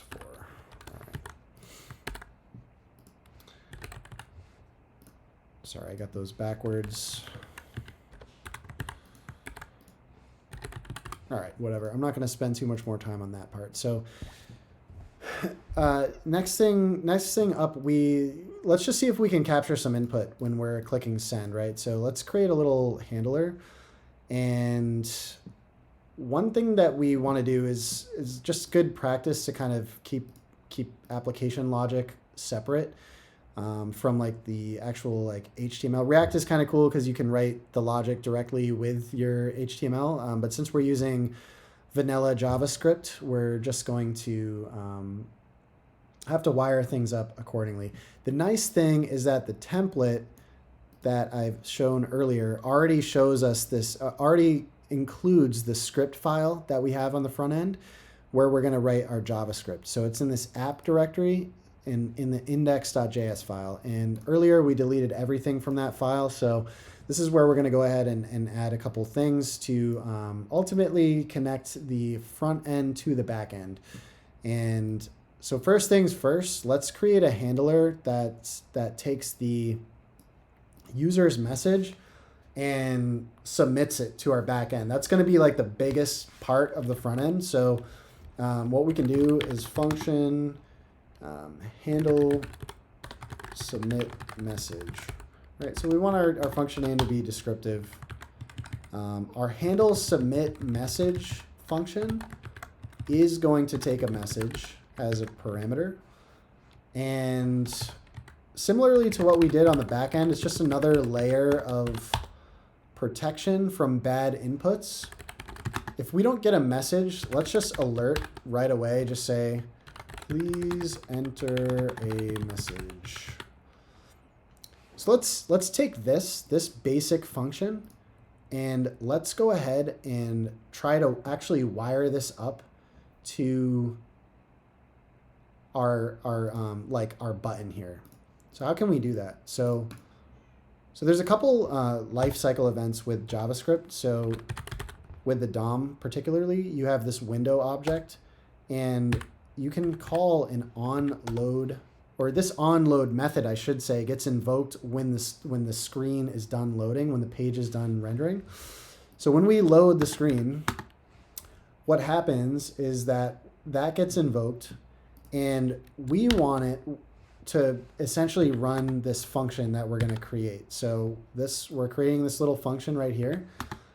And what we're doing with this function is we're going to say document.getElementById. And, well, we don't have an ID right now. So what we have to do is, what do we want to get, right? So let's start by just getting the form itself so we can listen for form submit events. So if you remember earlier, I kind of talked about when you click send and you have this like button wrapped in a form, it emits like some kind of event. All of that might be a little confusing at the moment, but we'll go ahead and stitch this together. But just to start, when we have a form, let's go ahead and add the ID. Let's just give it a, I don't know, some kind of descriptive. Let's just call this like prompt form or something like that. Prompt form, since this is the user. You can name this whatever you want as long as they match the logic. So on load, we're going to get an element by ID. The ID is going to be the prompt form ID we just created. And then when we load, then we're going to add in it. So we have this element, right? And then we're going to add an event listener. And then this event listener listens specifically for events of type submit. So we know that this is a form. Forms have the functionality to emit this submit type event. So emit the submit type event. And we want to listen to that when that event happens. So another callback will get invoked when a submit event is emitted by a form. And so when that happens, we saw that it might be hard to see because the page is refreshing so quickly. But when you click send here, it's actually, if you look at this little like favicon or whatever, it's actually refreshing the page every time we hit submit. And that's behavior that we don't want. So what we can do is there's a submit event. You can kind of see my IDE is giving us some autocomplete here. But this submit event has a method called prevent default. You'll see this a lot if you're working with HTML forms. So you do a lot of like e.prevent default. So this is preventing that default behavior of refreshing the screen when the page is submitted. So if we refresh, let's see if when we click, I'm clicking send right now, and it's preventing the default behavior. So let's just make sure that we're actually like getting past this line, and then say clicked.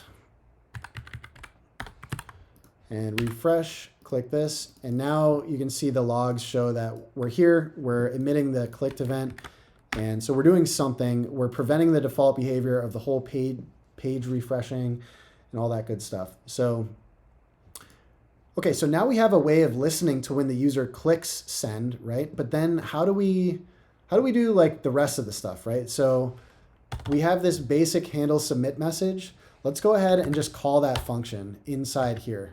And let's just see what happens. So we didn't pass a message into this function called handle submit message. It's checking here. It's saying, hey, if there's not a message, just alert the user to please enter a message. And that's exactly what's happening. Cool. So how do we get the message passed into this function? So where do we get that dynamic text, right? So we have this text input. Where do we get that from? Well, what we can do is similar to how we added an ID to this form, and then we were able to like latch onto it, so to speak. What we can do is add an ID to our text area, and we can latch on to that as well. So let's call this prompt input. So we have the prompt form, and now we have the prompt input. Oh, I already added that ID. So now that we have this prompt input ID on the text area where the user is entering the input, let's find a way to latch onto that. So let's go, let's do something like document.getElement.id prompt input, okay? So this is gonna give us that HTML element. HTML elements, depending on the type, have different properties that we can access from them. So in the case of an element or like an input or a text area, we can get the value from that. So let's just console log this. I'm just curious to see what this looks like. Value, right? So let's say that. Okay, so let's console log the value of whatever's inside this prompt input, right? So we're getting the dot value on that. Let's refresh. And remember, this is only happening, it's only running this code when we have a submit event, which is exactly what we want. And the value is hello. That's exactly the text I entered here. Awesome. So it looks like that's what we want. That's the user text. So let's just call this message, right? Or we could call it user message or whatever. It doesn't really matter. As long as we're consistent in how we name things. Whoops. I don't know how I got there. Okay. So now if we pass a message to our function, we should not get that alert anymore. Cool. We don't get that alert, but we also don't have any indication that we're actually here. So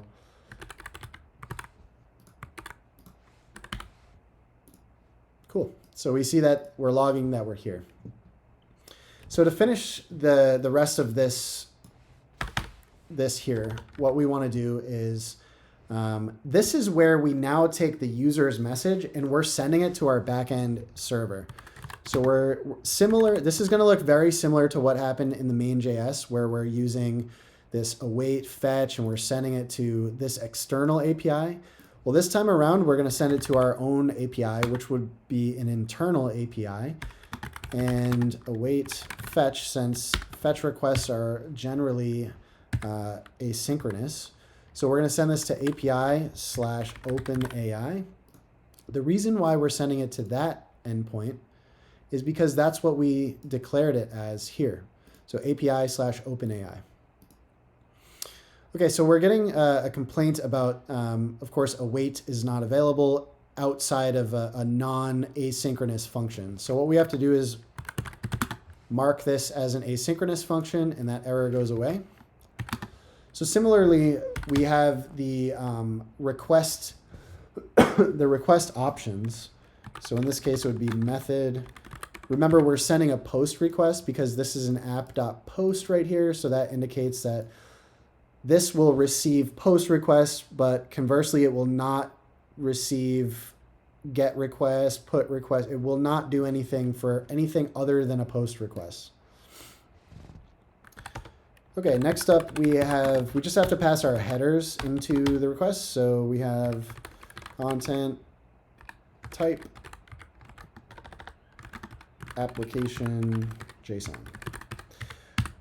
We do not have to pass in an API key here. That's because we did not configure our backend server to require an API key. This third-party API does require that, which is why we're using this authorization header. Our API, though, does not have that. Although in the real world, like if this is a production application, we absolutely would want that. But for our little demo here, we're not going to need it. So we don't have to pass any additional headers. And for the request body, we're going to do the same thing that we did before. And so we're going to JSON stringify the message. So if you remember earlier, the message is kind of this object with a key called message. And then whatever the actual like message variable up here is, that's like the user's text, like hello. So that's what's getting passed into our backend API. And then when we send that request, we're going to get the response. So the response looks like this. We have this like status, and then we have this data, which we know is either null if there's an error, or it's going to be the bot's message if it's a success. So closing the loop on that, like let's just take our payload and set it to be await. So we're going to await the response because it's an asynchronous operation. And then we're going to return the payload. Okay, so now we should be able to see what this payload is. But the interesting thing now is that our terminal, I'll keep it open right now, but I'll close it when we're done. Our terminal just reloaded. It rebooted our server. This is client-side code. So when we console log, it's no longer going to log into this terminal here. It's going to log into this console of the browser. So it's an important distinction because you might be wondering where did the logs go? So they'll be here. So hello world. And okay, we didn't get any. Oh yeah, we did. So our request took a second, but we did get the payload. And we see the data coming back exactly how we set it up to. So we have the content and we have the role coming back. And that's cool because that's exactly what we want. So, so here, the next step. So this is kind of, I would say this is basically done in terms of like this actual handler. So this is in charge of handling the submission of the user's message. And then we're taking the bot's response and then we're basically just returning that because that's that data here. So we're returning that because then we're going to add a little element here that displays it on the UI. Okay, so to keep going, we have two other functions that we want to write. So we want to handle the case of adding the user's message. So saying like, hello, my order arrived broken. And then we want to have the bot's response. So we want to dynamically add those to the DOM here into this container that we've created. So to do that, we'll create probably two separate functions, but the logic for them will be pretty quick. So I won't spend a ton of time like diving into every little line of the actual code, but we'll be able to see kind of like what that looks like. So so we have we'll create a function. We'll call it add user message to dialog box. And because we're adding a message, presumably we're going to want to pass in the message dynamically. And so similar to how we were able to latch on to an HTML element, We can also dynamically create HTML elements and place them on the DOM. So we're going to want to do the same thing. So, or we're going to want to do that, I should say, this time around. Instead of grabbing onto an existing element, we're going to create a new element from scratch. So what that looks like is document.create element. Instead of like something like get element by ID, we're going to create an element. And this time around, we're creating an li element because if you recall, we've added these li elements to this unordered list. So we want to create more li elements dynamically and add them to that list. And so let's start by creating that. I will kind of glance through some of these things because it's mostly just styling, but I'll talk about them as we go. So what we're doing is adding class names here. Indigo 500. So we're giving this a background of 500. So remember, this is a user message. And so we've kind of, just looking at our mockup, we know that the user messages are this kind of indigo purple color. So we'll keep that consistent. Going to make sure that the text is white. Going to make sure that the border radius, we have some border radius. I forget what I put, so let's just put a border radius of rounded. Forget what I put for padding on the example that I made, so let's just make some padding. Width fit, that's what makes the list element only fit to what the actual width of the inner text will be.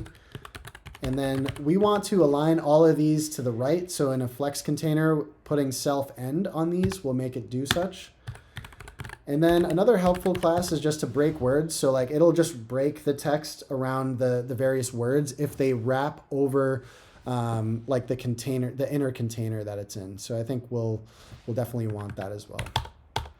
So again, kind of glancing over that, but mostly just those are styles. So the important part here is we're setting the inner text of this list element to be the message that we've passed in dynamically here. So that's going to be useful because now we're dynamically generating these list elements to be user like text bubbles with the user's actual text. So last couple steps. So we have this list element. So how do we get it into this chat box here, right? Like we have to basically look at the chat box. We can grab it by its ID. But first we might need an ID for this. So let's add an ID, and I don't know, we can call it like dialogue. I don't know, we could call it chat box or whatever. So we're taking that UL, which is the ID of dialogue. So we're going to say, let's say document.getElement by ID and call this dialogue. Again, this can be, it's arbitrary in your project, set it to whatever you want. Just make sure you're consistent when you're trying to basically grab that element dynamically, like we're doing so here. So this next method is appending the child. So we're taking that UL element, and as a child of that element, so inside of it, essentially, we're adding the element we created above, which is the user message. And if you recall, it's this DOM element of type LI. So we're adding that. So it's essentially doing what we see here, just dynamically. It's taking this UL and then appending a child here. So it's going to add that to that chat box there. Lastly, what we want to do, just as a good user experience, let's just see if this even does anything, right? So what we can do is add, let's call handle submit message. And so after we have the message, we don't need to wait for the API request to come back because the API request is what the bot is saying in response to the user. So right here, right away, we can actually just call that function because we just want to add the user's message to the dialogue. So let's see if this, at this point, we're calling this function we just created. It's doing everything it should be doing. So let's see if we, yeah, there we go. So we have been able to dynamically add the text to the chat dialogue here. So let's go ahead and get rid of this like kind of dummy thing here. And we'll keep this initial one because I think it's just kind of nice to like indicate to the user, hey, like I'm a chat bot basically. I can help with your support questions. And then we have a question here. It says hello. And then, but you can see it's kind of like weird because I want to type something again, but the text is not deleted. It's still there. So what we want to do is ultimately just delete this text upon submission. And this whole function, this whole chain of functions gets invoked upon submission. So really just at the end of this function call, all we have to do is get the element by ID. And if we recall, I'm pretty sure it was prompt input. And we're going to set the value to just an empty string. And setting the value to an empty string effectively clears that out. So if we send hello, when I click send, we should see hello on the DOM in the chat box. And then this text should be cleared. And there we go. So it's a nice user experience. Now I can keep typing and I don't have to like delete the text that was there from my previous message. So it's kind of nice user experience. Similarly, what we want to do is when there's a response from the bot, right? We have this wired up. Now we should, I can't remember if we're still console logging this. So if we're not, that's okay, because this is the request that's going to our backend /API/OpenAI. And the response is this shape. So it's an object with content and role. So we essentially just need to get the content out of that in order to place a bot response on the DOM the same way, almost the same way that we did with the user message. So let's copy this. Actually, you know what? We don't have to copy that. We could refactor this and get kind of clever and make one function to do this. But for the sake of keeping things simple and not too over the top, we'll just create a separate function for right now that ultimately has the same functionality as the function above, but for the bot in this case. So let's call it add bot message to dialog box. Similarly, it's going to take a message. And what we want to do here is the same way we created this li element, let's create let's call it bot message. It's really like the bot's response, but that's okay. And let's go ahead and let's create like the classes. So bot class list dot add. And can we use most of those classes? Probably. But let's, instead of this being purple, now we want it to be gray. The text, yeah, let's keep the text white. And then I think the rest of the classes are going to be fine, except for this one. Self-end aligns the text in this flex container to the right or the end of the container. But we want it to, because it's the bot message, we want it to show up on the left, which would be the start of the container. So self-start would be important there. And what we can do is add the bot message. So similar to what we did here, we're dynamically adding the user's message. Let's just do the same thing. And we're going to set that to the message.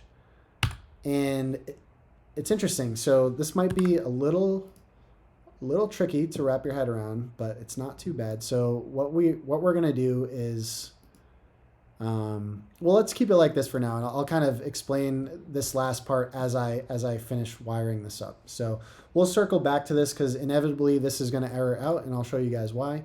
I guess drop it in the chat if you already have an idea as to why it would error out. If not, we'll get to that in a moment. So we have this add bot message to dialog box, right? So what we can do here is coming back to this onload handler, and I apologize, I kept my terminal up. We don't need the terminal anymore since we're not working on the back end. But the onload handler, this gets invoked when the window loads. As soon as it loads, we're looking for the form that's on the screen, and then we're attaching an event listener that solely listens for submit events. When there's a submit event, then we start running through all this logic that we're doing here that we've written up here. So we have this handle submit message. when handle submit message is asynchronous, right? When handle submit message returns, it returns the bot's response from our backend server. So we can latch on, we can basically make use of that response by calling a then, which it basically lets the promise resolve, as I understand it. The data we get back is the data from the back end server that we've created. And that's going to be that, it's going to look like this. So I can actually copy this for our reference. So it's ultimately an object that has a status key, and the status that we've arbitrarily decided on is either success or error. And then the data, which has this inner object of role of type assistant, because remember it's the bot's response, and then the content that the bot responded with. So that's the shape of the response that comes back from this. So when this promise resolves, the data that's here is going to have this exact shape.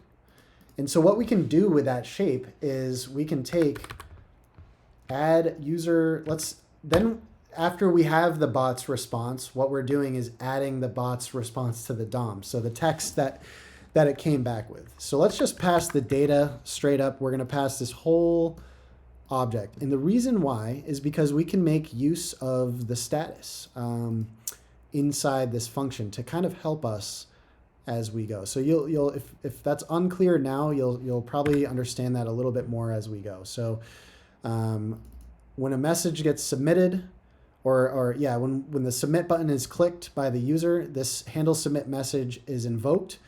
After the promise from this handle submit message call resolves, it then calls add bot message to the dialog box. So we end up here. Here.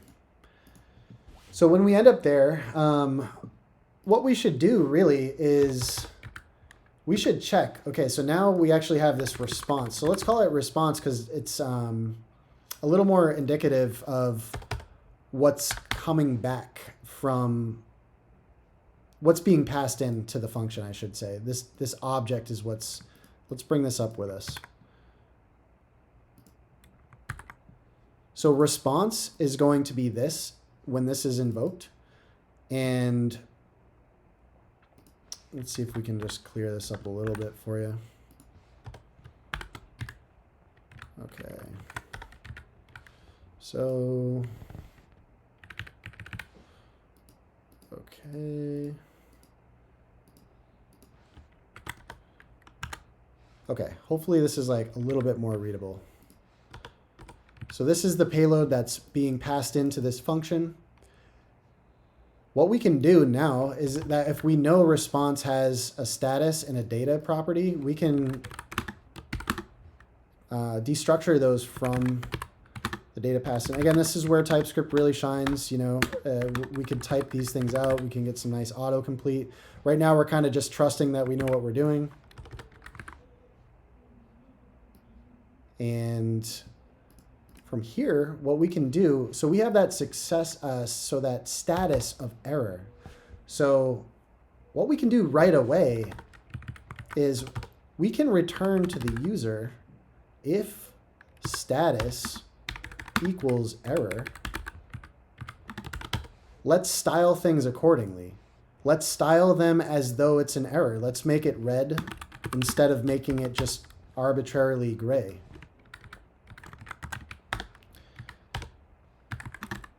Otherwise, success. So display error. Otherwise, display bot response. Okay. So when we have the happy path where there's no error, all we want to do is on the bot message, just set the inner text to equal the response.data.content, right? Because we're passing back this object. So response. Actually, we have data already destructured. So response.data. So data.content, right? So that would have errored out if we kept it as message what it was earlier. That's what I was getting at. Because we ultimately want to pass in an object. So now we're passing in the like kind of scalar leaf value, this content, which is a string. We're passing that in and we're setting that as the inner text in the case of a success. In the case of an error though, we'll take that same bot message because this is a conditional. So it's only going to end up here if the status is error. So we're going to take the same element that we've created, and instead of adding success classes to it, let's just add, I guess we can probably use the same classes more or less. And again, you could make this a little more dry, like don't repeat yourself. You like kind of set these to variables and pass them in. Instead of passing this in and this in, it's all the same. We could refactor that, but that's not important right now. All we care about, let's just indicate that this is an error and show that to the user. Because we don't know what the error is, we could get tricky with it like on our back end and actually display a dynamic error message. But for our purposes, let's just display a generic error to the user anytime a request fails. So we'll just say like, oh no. There was an error. Please try again later. This is all like pretty common experience that I'm sure everyone's came across at one point or another when something fails. And so I think that will be useful, right? To illustrate to the user, hey, your request didn't actually go through. So this, at this point, isn't going to be helpful to us because we've got that here now. Remember, we're passing in the object, not just the single message itself. And probably one good practice to add to this is to call .trim. So on any string, some of these responses that come back from OpenAI, they have lots of like new line characters in them, like the /n. You know, they kind of look like /n/n/n, and then it will say like hello or whatever. That's essentially like creating like 3 new lines right there. If we call .trim, it just trims the new lines on the end and on the beginning and on the end of the string. So that's what we want. I think it will look a lot cleaner. So that's just probably something you wouldn't have figured out until you actually started playing around with this some more. And so lastly, I think with this actual method, we only need to do what we did here, which is basically just passing in, or sorry, appending the bot message. So we'll take document.getElement.id. We're going to get that dialog, that chat box, and then we're going to append the child. And this time it's the bot message element. And probably a more descriptive name of this could be like bot message element, just because it's, you know, it's an element. It's not a bot message. A bot message might, you might think that that's a string. So anyways, let's keep it as it is for now. But after we have created the element, let's go ahead and append it to the chat box dialog there. And then from there, I think that's pretty much all we need to do. Not much else at this point. We shouldn't need to clear the input from the user because we're already doing that in the user call. So like we only need to clear the input once. So that should be fine. So let's see if we wired this up correctly. My order arrived broken. So let's see, we can see the request is pending, pending, pending, pending, pending, pending. And we have a successful response with a bot response displaying on the UI. So it's kind of nice because although this response spans the entire width here, we could imagine that if this was a shorter response, it would be aligned to the left there. And we'd have like this nice like chat dialogue going. So I think one thing though that would be nice to have, and it would probably be pretty easy to add, would be a little loading indicator. So these requests sometimes seem to take a long time. So it's almost like, did my request even work as a user? Like, I'm just kind of curious, like, did this even work? So I think we can add like a quick lightweight loading indicator. I've already included a loading indicator here. This is an SVG, and we're going to make this look pretty cool as a loading indicator to the user when the bot is responding. So instead of saying something like, oh, the chatbot's typing, we'll just display a nice loading indicator to the user. And when the response comes back, we will remove the loading indicator. So if you've downloaded the template to start with, this already has this in the images loading.svg file. So let's go ahead and create a function called add loading indicator to dialog box. Lengthy variable name. Honestly, I think it's very descriptive though. Lets me know exactly what's going on if I'm a teammate of somebody reading this code and I didn't write it. Always good to be explicit in my opinion. Loading indicator. So let's create a variable called loading indicator. In the same way that we add these li elements to the dialog box, we're going to do the same exact thing.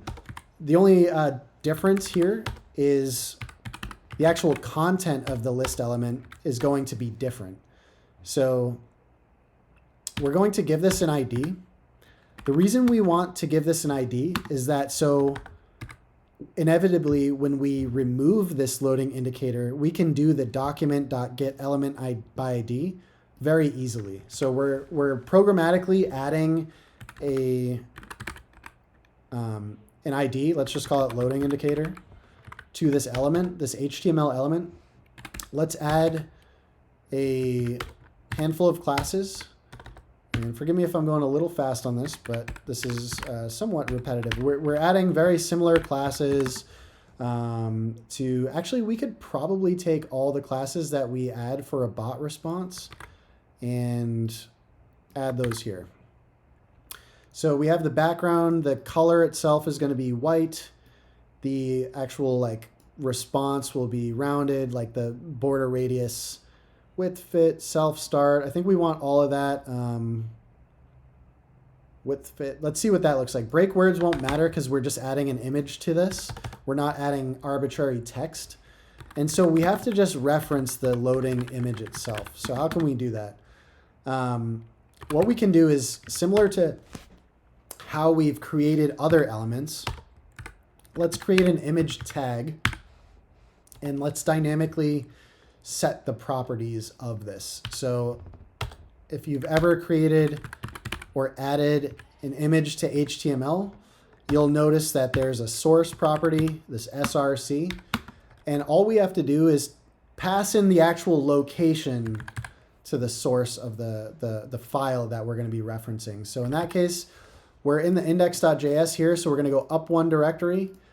We'll be in the client directory now. We're going to go back into images or down into images and then reference the loading SVG. So that all that looks like is up one directory into images and then loading.svg. So now we've created an HTML image element and we've set the source property to be this file that we have in our project structure. We want to take this image that we just created on line 68 here, and we want to add it as a child to this list element that we created here. So we're going to say loading indicator dot append child, and we're going to add the loading image, right?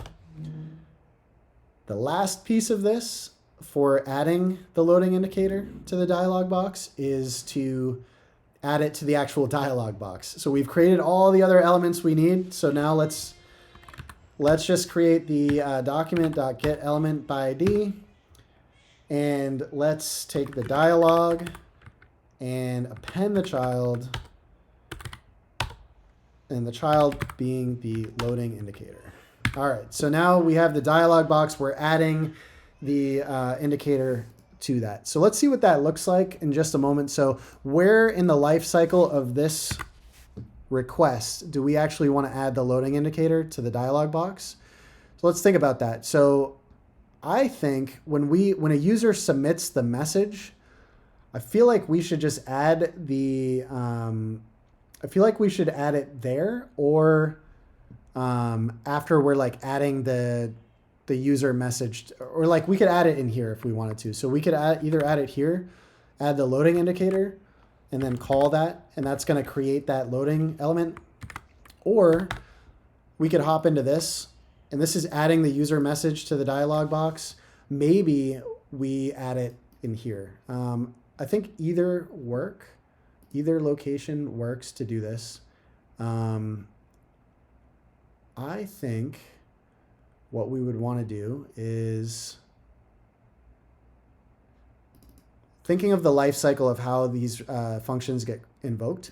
We have add user message to dialog box that gets, basically it happens in this handle submit, and then handle submit calls add user message to dialog box.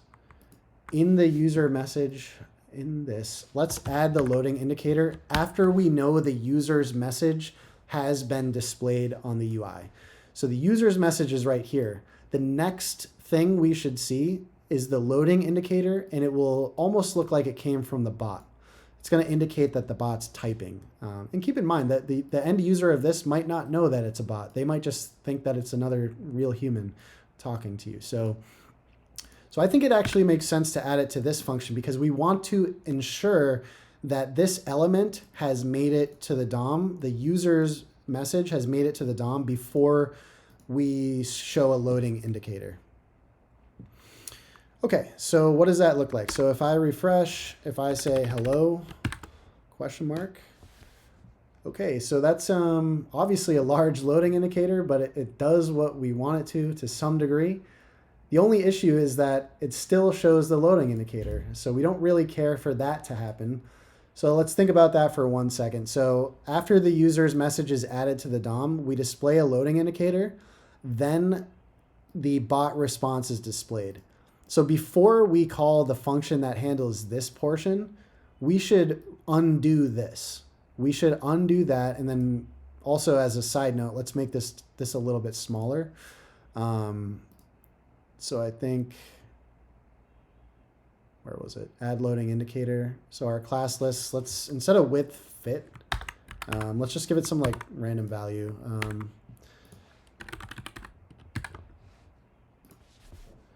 Cool, that looks a lot cleaner. And so yeah, let's solve for the problem of like actually removing this after the bot has responded, because that seems weird that that would still display there. So similarly, let's just do the opposite. So remove, and then let's call this loading indicator from dialog box. Okay, if you recall earlier, I mentioned that we're adding an ID on this element so that we can latch onto it later on. So in order for us to latch onto it, you've seen this once before, but basically all we have to do is do a document.getElementById, and let's get this ID,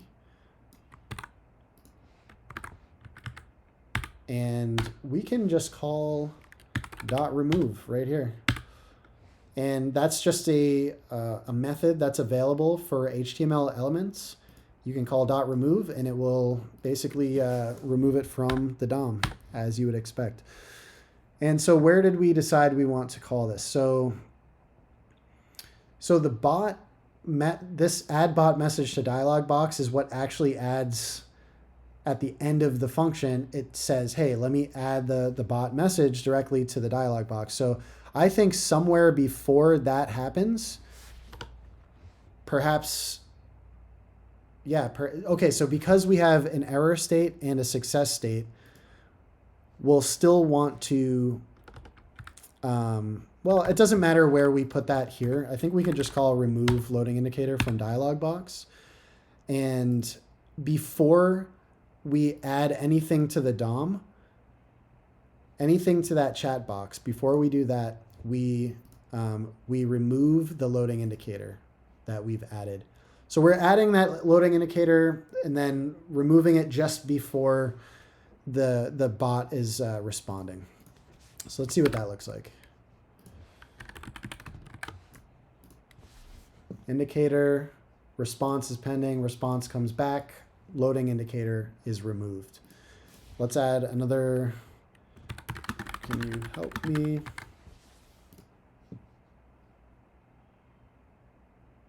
Of course, I'm here to help, blah, blah, blah. Awesome. So I think from a user experience, that's a really nice functioning app. The one thing that we haven't tested, keep opening this file by accident, is the error state. So you recall where from our API, we are returning two different statuses, either success or error. And that's because we can do things with that on the client side of things. So if we have a response, so let's simulate an error. Very similar to how we did things earlier. We just remove the API key and our server reboots. Now it doesn't have an API key when it sends a request to OpenAI's API. So very similarly, we should see an error, hopefully. Cool. So we return a 400 from the API. And again, this technically should be a 401. So, I mean, we could return a 500 and just handle every single error on the client side, on the back end that the OpenAI API returns. But for the sake of tonight's demo, we don't have to do that. Just know that we've received some type of error, and because we received an error and the status that we passed in was of error, on the UI, we're able to determine, okay, something failed, and let's show that to the user. So I think at this point, this is, I would say, the full walkthrough of just building an end-to-end chatbot. So I do have to hop fairly quickly, but I don't mind if anybody has any questions that they want to drop in the chat, or definitely feel free to follow me for more tutorials in the future like this. And so a lot of this I've had my blog codesnippet.io for some time, but I've started to, I'm starting to write more like project-based API tutorials on this. I'll likely be streaming what I actually write about as well. So if you prefer reading and following tutorials in that format, of course you can do that. Or if you'd prefer to watch videos or even just follow along live, I'll be aiming to do exactly what I was doing today. So hoping to get in a more regular cadence with that. So definitely would love if you subscribe to my channel and my blog. I would love to keep you guys in the loop if you're ever interested. And yeah, so feel free to check this post out if you didn't get a chance to build this live. And yeah, so there was a question around whether or not the stream will be available to watch from the beginning. Yes, there will be. I've recorded this, so I will upload this. I don't know. This is my first Twitch stream ever, so I don't know if I'll ever, where I'll upload this. So I'm guessing like YouTube. I think Twitch, I can probably store it on Twitch. All I know is I'm recording it right now, so it will be somewhere, and I'll have it out to the rest of the world. So it was kind of a long stream, I think around 3 hours, but hopefully it was informative to those of you that stuck with me. And if anybody wants to go back and visit it, definitely feel free. So yeah, hopefully this was helpful, and thanks everyone for their time. Really appreciate it. Thanks for coming out.